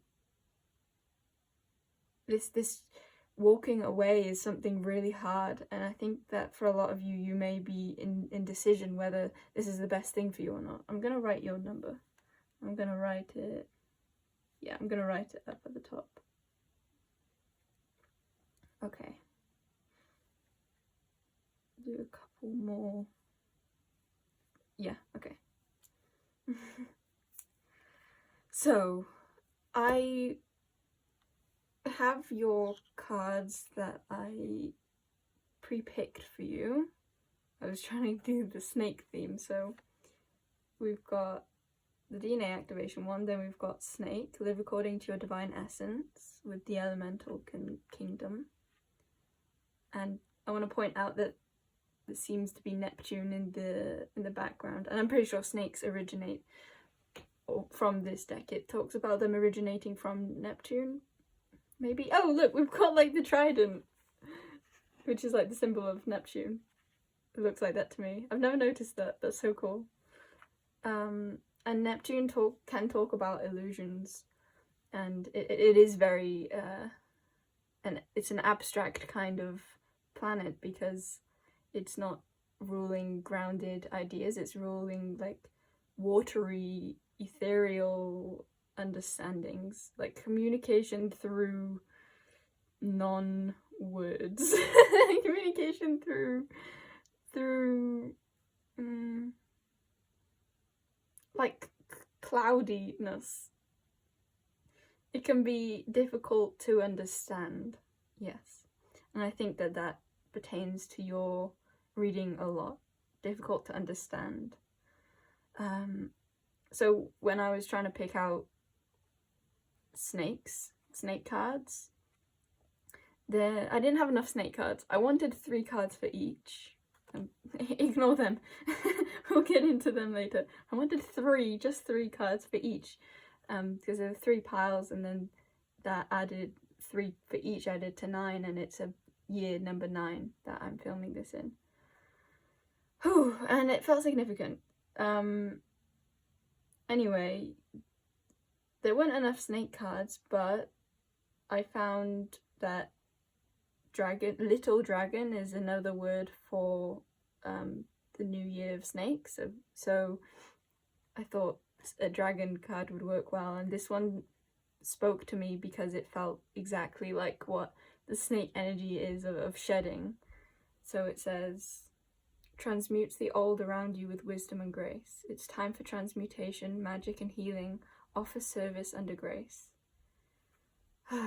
Yeah. The part about offer service under grace feels like service to yourself. No. For some of you, it could literally be very, very bluntly, like, you're offering your services, and it is to do with what you have gone through. It is you're able to share your wisdom with compassion because you've been there. But I also feel very strongly that this card speaks primarily to like a very strong shedding of the old. I feel like you may have tried to let go of this person, but it just doesn't seem to happen, or it's something that you're still unsure about. There's a need for like a deep shedding, like DNA, like go to your core. And gold and silver violet flame dragon feels so potent. It's like, it's not just an ordinary flame, it's like you need like a deep flame. And that tells me that this is something that has not only like had a surface effect on your heart, but it's like this person or this situation has really dug deep. It's hit the very core of your being, and I feel like it probably extends to past lives. Yeah, even with Neptune, that's giving me past lifey feelings, and this card actually. Oh, I forgot there were crystals on it. Let's put them there. This part in the background kind of makes me think of time, like with all the different lines. It makes me feel like this connection exceeds time. Exceed isn't the word that I was trying to get to, but actually I think that could be a great comfort for you in knowing that, like, letting go of them in this lifetime is not letting go of their soul. It's not letting go of... It's not really letting go of them, but it is letting go of their human. Because I think that for you, this could be someone that you'll never truly let go of, and that they always will hold a near and dear place in your heart. And I think that could be something that you have avoided feeling because you feel like having them in your heart at all is too difficult, because then it's like, how can I move on while feeling such love for them? 1111 on the timer. Yeah, I feel like that like describes your reading very well. I forgot the words I said now. Yeah, you find it hard to move on with them in your heart. I think maybe if you have a lot of indecision around them, you go back and forth from having them in your heart and trying to exclude them from your feelings at all. And I think that could be what causes you such indecision, or like the inability to move forwards, because you're trying to move forward so desperately from a space of like, I need to just let go of all of them, all of that energy, all of them from my being. So you do it without your heart, but you can only move forwards with your heart, because I think that this transition, this movement forward, has actually come from a calling within your heart. So to deny any part of your heart is making it so you can't really see the way forwards, if that makes sense. It's like, yeah, you even got heart. So I feel like this transition will be so much easier for you if you allow yourself to feel the feelings you have. And it may seem like it makes it so much harder, because maybe a lot of you did want this connection to work, and it was on the other person's side that it didn't work, or that it couldn't work. I've lost where I was going with that. Something else I'm being really drawn to is like, this feels like a new snake is being born. I don't know if that's actually what this card is trying to depict, but it looks like that to me. I feel cute snaky. Yeah, and it just feels like... It feels like a fresh start. It feels like if this is something that has gone on for lifetimes, that It's like it's time to start a new story with them. Yeah, it's time to start a new story. A cleansed one, because it feels so significant that this is like white. It feels clean and fresh and new.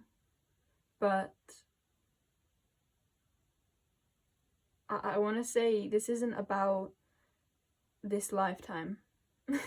This feels like this is about more than that. This is about cleansing your being. And I also want to note that I really felt drawn to bringing in this crystal for you.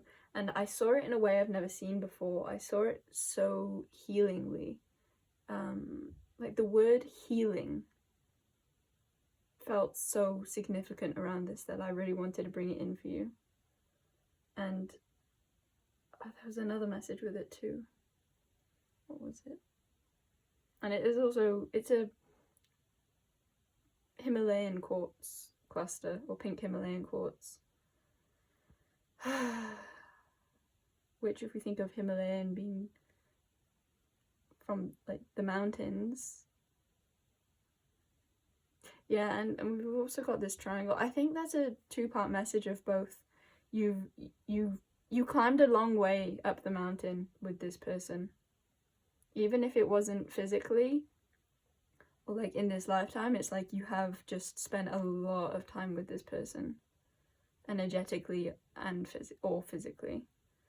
And you either reached like near the top of the mountain with them, or you reached the top of the mountain and now you're being called to climb another, or even I'm feeling like now you're being called to climb down.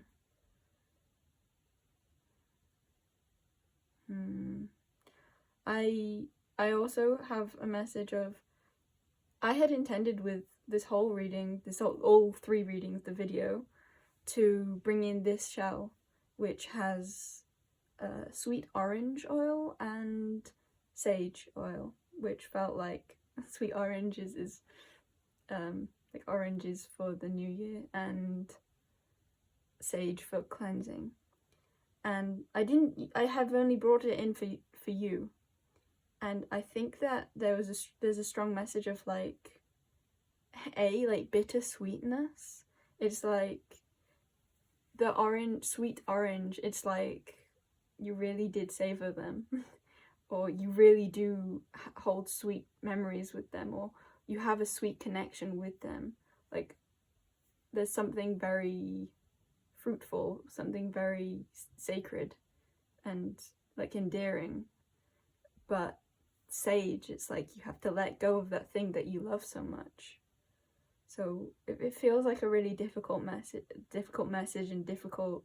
Yeah, I feel like that. I feel like you have been getting this message. It's like, it's like you were told that this is the truth, and I don't think you wanted to see that truth. Maybe you still don't,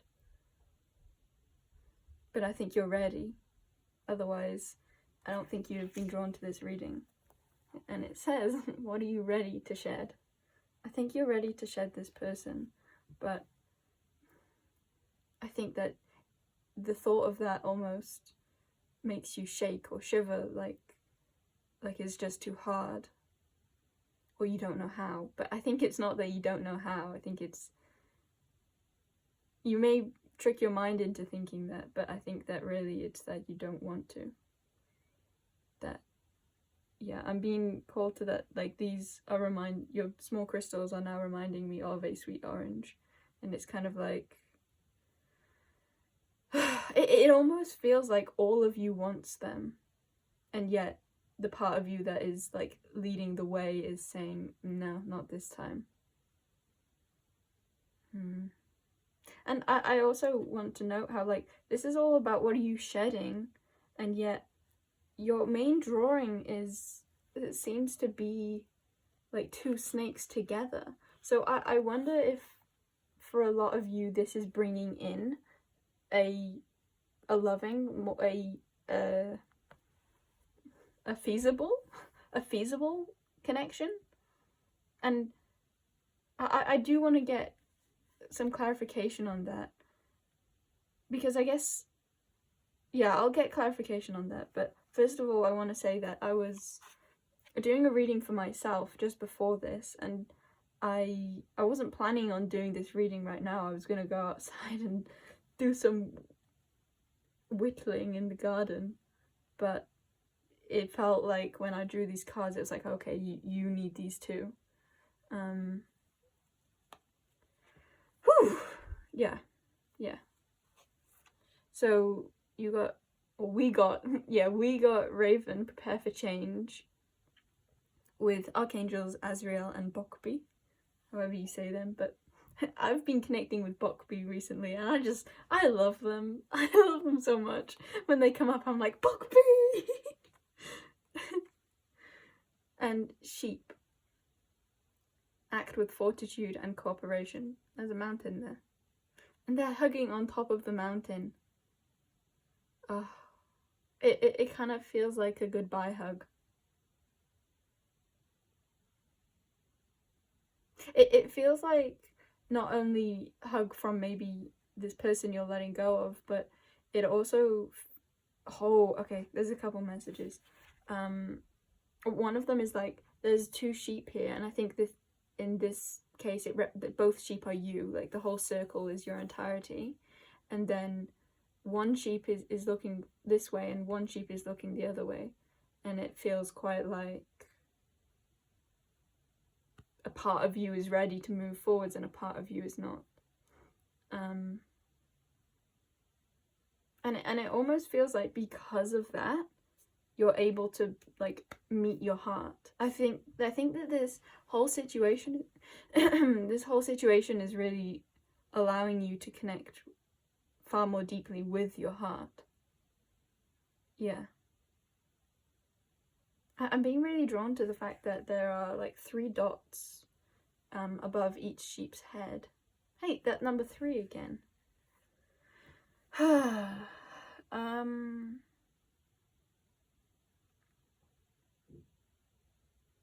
And 3 out of 3 is 6, and 6 in tarot is the lovers. I wonder if this is bringing you together with someone.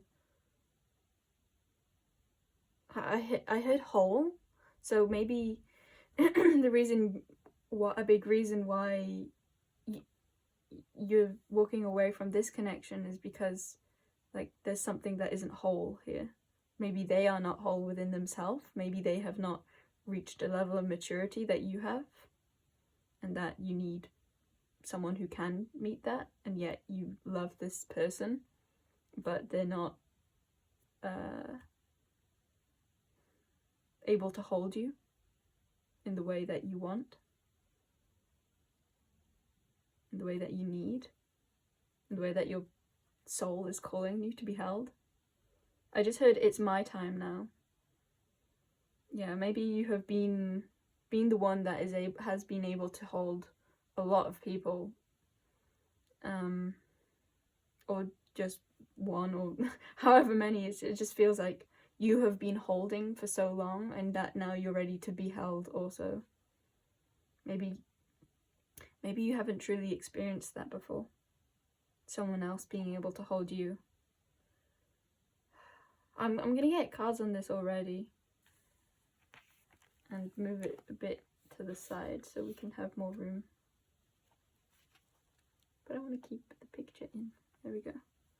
So yeah, so we have Prepare for Change and Act with Fortitude and Cooperation. Yeah, cooperation is like, you can't move forwards without all of you. I think you're being called to move forwards with the part of you that doesn't want to move forwards. You can't let that part go, because I think that is just the part of you that loves them. To move forwards without that part would to be moving forwards without your wholeness, without your full self. Maybe some of you, for a select few of you, you have found like someone new, but you are resistant to it. It's like you maybe feel bad about still having feelings for this old person, and you're trying to push it down, but you're being called to allow the fullness of your heart to be. And those who really care for you and can hold you will understand. They'll hold you in your entirety, and that includes your feelings for whoever. I think that no matter what your situation and where you're at on your journey, I think you are being guided to feel into the fullness of your feelings, to the fullness of your heart, and not needing, I almost feel like maybe you are so strongly someone who makes decisions from their heart that when you do feel the entirety of your heart, then it's like you don't know what to do anymore. But then when you shut part of your heart off, you're like, yes, oh, I remember the way, I remember the soul calling. Yeah, it's almost like you feel torn between your soul and your heart. But I feel like it's about going forwards with your heart, following that soul calling, from the knowing that you don't have to make decisions from your emotions. And I know that sounds weird, and it may feel or sound like counterproductive to what you want, because again, like I've been saying, you're following your heart, and yet I'm now telling you to not listen to your heart. It's more like, I think I said it well already. Like, it is about choosing that way that you know to be true, even when you don't want that, even when parts of you wish that wasn't the calling. Yeah, it's almost like you have all the pieces and you just need to put them together. So it's like, you know, you want to move forwards, and you know that your heart, I can't even remember what the two things were anymore. You know that your heart wants this person, or you know that part of your heart is reserved and part of your heart is ready. And it's just like, when you put them together, there is a lot of unsureness, but you can move through that, you can still move on. Yeah, I feel like it's about remembering your knowing, because I think that you are definitely in tune with your knowing, and then you kind of doubt it when you get feelings and emotions, or even signs and synchronicities that point in the other direction. But it's about remembering and reconnecting to that knowing without disconnecting from your heart. Yeah. You don't need to be 100%, you just need to know. You just need to know enough. And I think you already have that knowing. Okay, I'm kind of undecided whether to do tarot. I guess we'll look at the other cards that you got first. So we got Black Dragon from Saturn. Brings you wisdom through spiritual discipline. Yeah. Concentrate, focus on your ultimate vision, congratulate yourself, you have passed a test. I always see this card as a portal, and it's not to me like you've passed a test. It's like you've passed the portal. You have stepped through. You have done something difficult. You have persevered. Yeah. I feel like most of you have already decided that you're moving on, but there's just a lot of unsureness.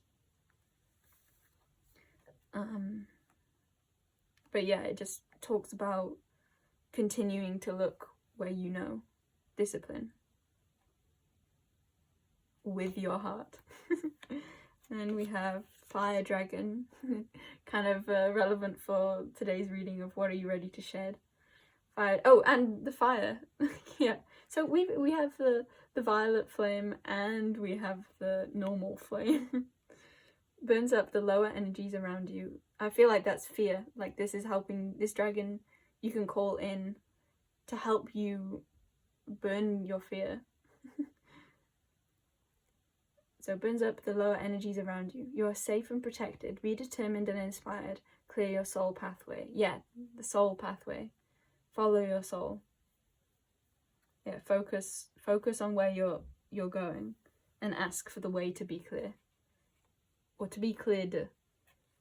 I don't remember which one came first now. I think it was this one. It kind of makes sense that it would be the other way around, because like there's a little seed that's been protected and germinated, and then this is like the seed, like this is all barren surrounding, and then this is what that whole landscape turns into. So yeah, I'm gonna put them in this way, even though I'm not sure if that was the way that they came out. That's okay. I guess we can put them on top of there because those aren't your readings.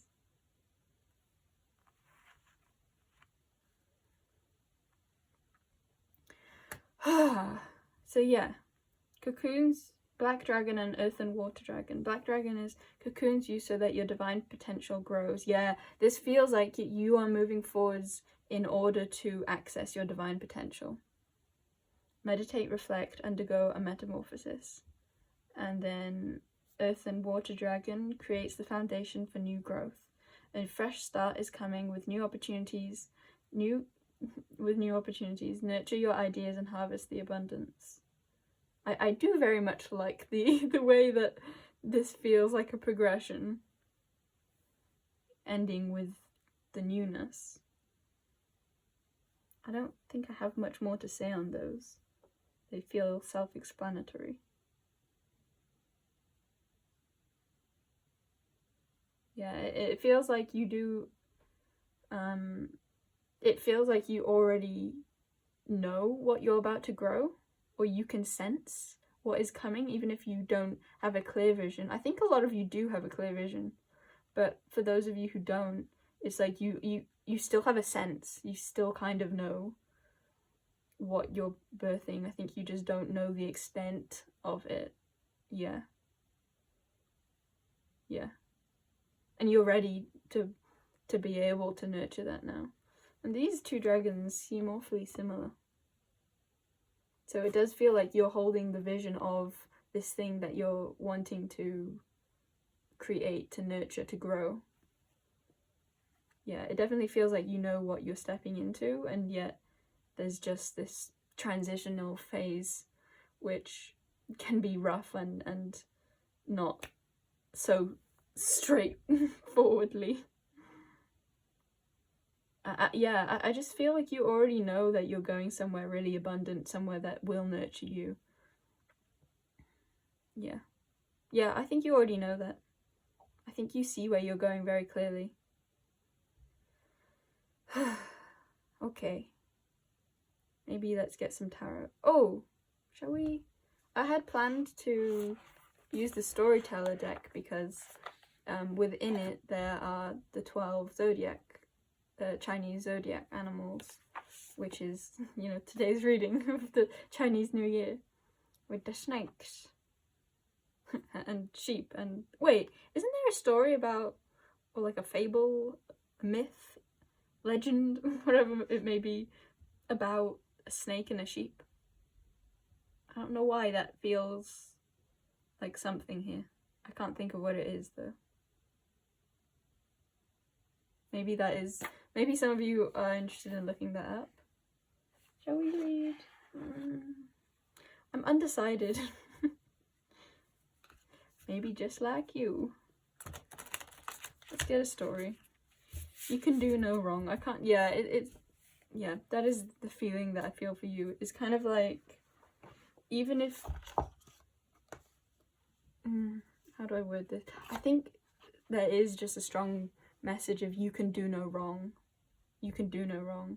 Because how I'm feeling is like, usually I know which deck to use and I'm not like unsure about it. I just use it. It feels right. I know it's right. I know we'll get the right cards. But this time it's like, I don't know. It's like I kind of want to use it, but I don't know. But it's like,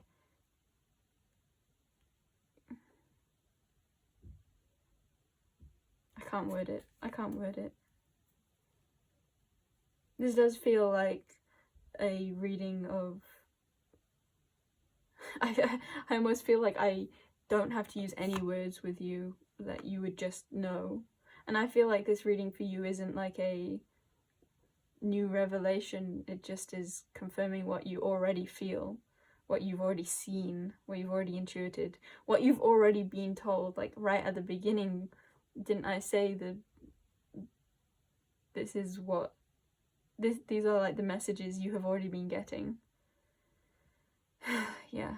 So I hope that this can act as confirmation for what you're going through, for what you already know, for what you're feeling, and just maybe that, like a little hug from the universe, a hug from Weaver of Worlds. Ooh, that is a sheep being scrambled on. 7 of Spikes. I kind of want to read that actually. A part of me doesn't, because it's like, it looks painful. And I think that is relevant here. It's like, part of you just doesn't want to feel into your heart because it's painful. But you know that it will show you where you want to go. So, yeah, let's put them there. So we have the Hermit, and we have Page of Spikes, which is Page of Swords.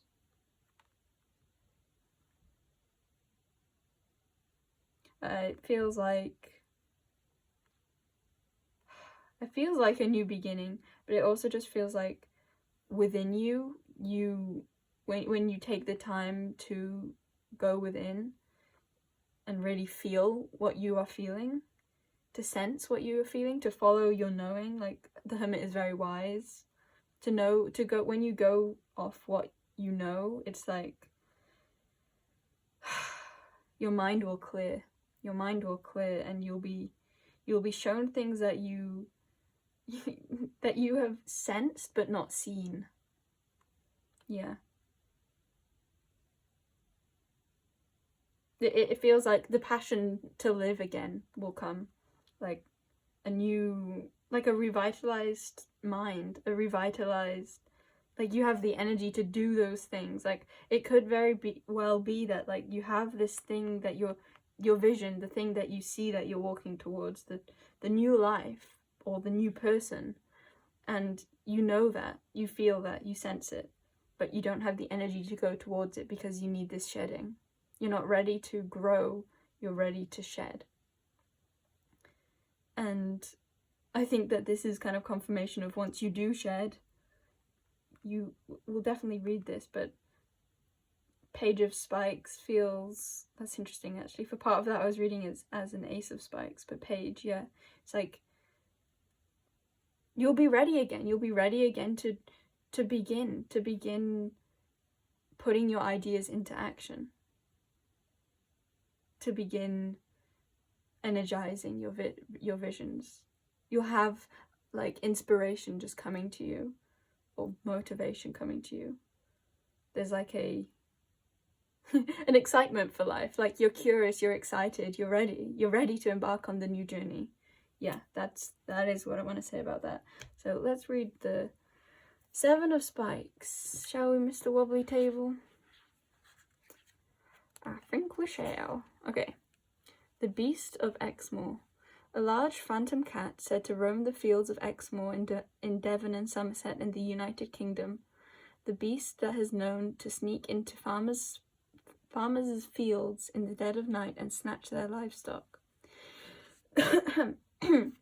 One such farmer alleged the beast was responsible for the death of over 100 sheep in the span of 3 months, all by violent throat injuries. The community was so troubled by these stories that a troop of Royal Marines was sent to Exmoor in 1983. Several claimed to have seen the beast through their night vision devices, and even their commanding officer was quoted and saying their target behaved with a human-like intelligence and always moved with surrounding cover amongst hedges and woods. Upright. Deception, secrecy, getting away with something. Oh, secrecy. Again, this could be that there's like a lot of unknowns around this. Neptune is like illusory.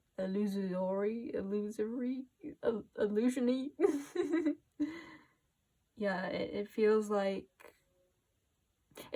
maybe I don't think this is the main thing, but it could definitely be that like you were left in the dark in a lot of this situation, and it's so, maybe for a while you were trying to figure out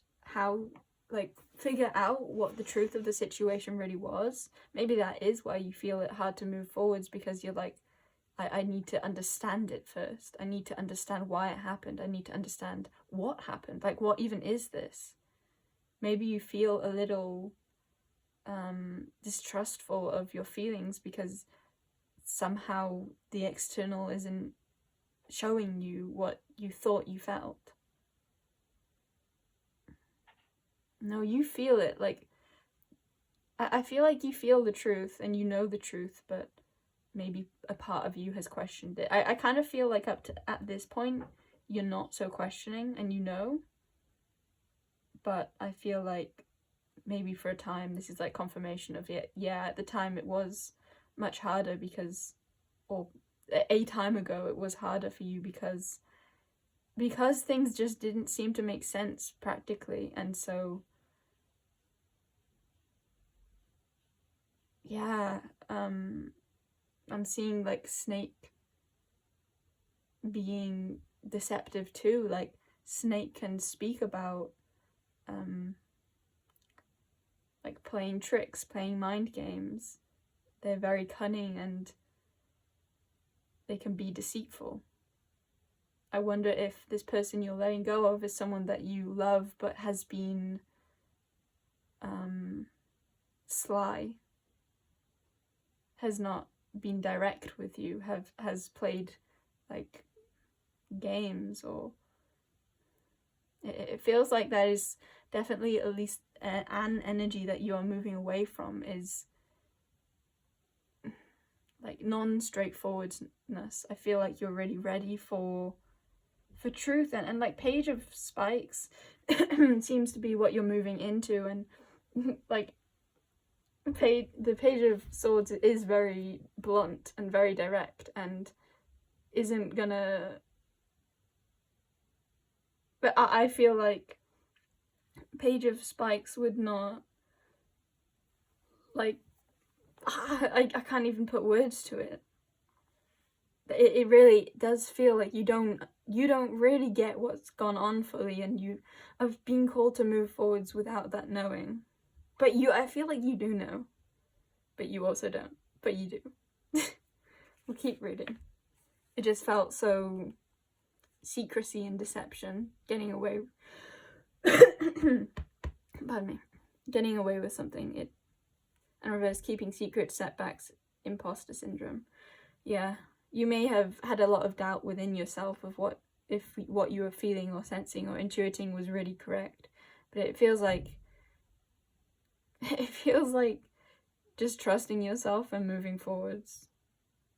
But I even feel like I don't want to say trust yourself and move forwards. I want to say just move forwards, because there's no need to understand it.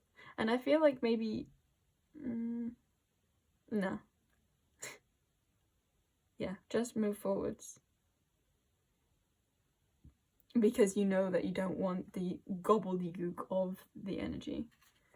Okay, the Upright card warns against using deception and secrecy as a means of advancement. If you are lucky, you might get away with it, but be warned that there is a high chance that other people will find out what you've been trying to keep secret. The more you dig yourself into a hole of deceit, the more effort you'll need to keep up your charade. If the deception is not coming from you, you may be the victim here. That's what it feels like. Keep an eye out for any sneaky behaviors and trust your gut when something tells you it's too good to be true. When reversed, know that sometimes the best way to right a wrong is to come clean, both to yourself and to others. I kind of feel like maybe some of you wish they would come clean, because we had that energy of like there being just cloudy gobbledygook, and you just want straightforward. It's like you wish they would just come clean so you could know. But I feel like it's very divinely being kept from you so that you move forwards. Maybe for some of you that's true. Yeah, got that car horn confirming that that's true for some but not for others, and I think you'll know, or you won't, and it doesn't matter. Keeping secrets can bring feelings of shame and stress, but learning to forgive yourself and then confiding in someone you trust will help you lift that weight off your shoulders. I feel like letting go of them is just going to be a full weight off your shoulders. But again, I kind of feel like you know that. Alternatively, the reversed Seven of Spikes can reveal that you are suffering from imposter syndrome and fear has crept into your mind, preventing you from being successful. Fooling yourself is no way to make things okay. You need to confront your issue head on. Yeah, those last two sentences felt the most accurate for you. I'm just looking at the image here.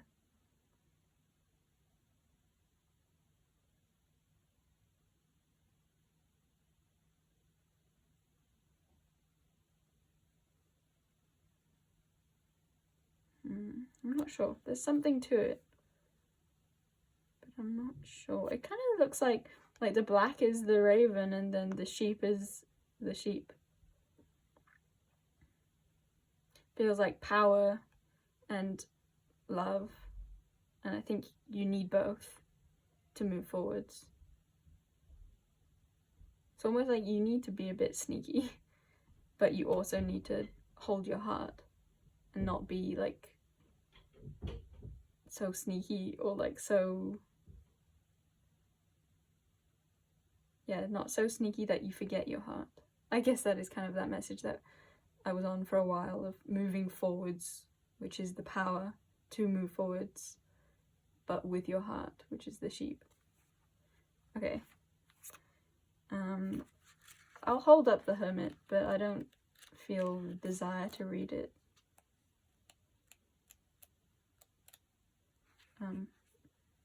Right. Okay.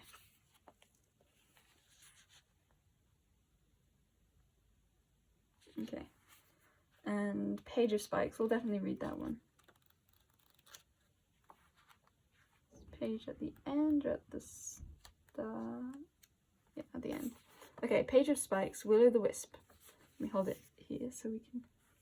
I'll hold it there. Ah, low battery. Sorry about that. I don't know if you heard, but it was low battery. So. Should we hold it there? Okay. Will-o'-the-Wisp. Appearing near the ground as a ball of light or a small flame, the will-o'-the-wisp draws curious wanderers from marked safe paths. It appears farther back than it originally seemed, as it is approached and can never be caught. It kind of feels like that might be your person that you're letting go of, like they can be approached but never caught. And that is that like deceptive feeling again.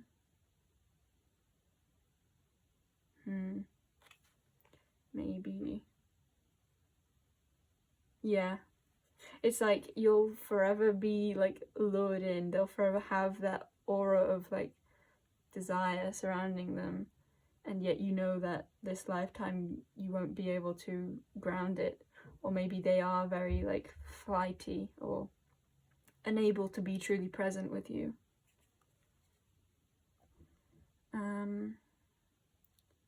Scottish folklore explains these strange creatures as either playful spirits of the dead or mischievous fairies leading you to either treasure or your doom. Oh, that feels so true. Like, I feel like that is your view on them. It's like you see them as either your doom or your treasure. And I think that there's truth to both of them. I think they really do have the energy of your doom and your treasure within them, and that's what makes it so hard to walk away from.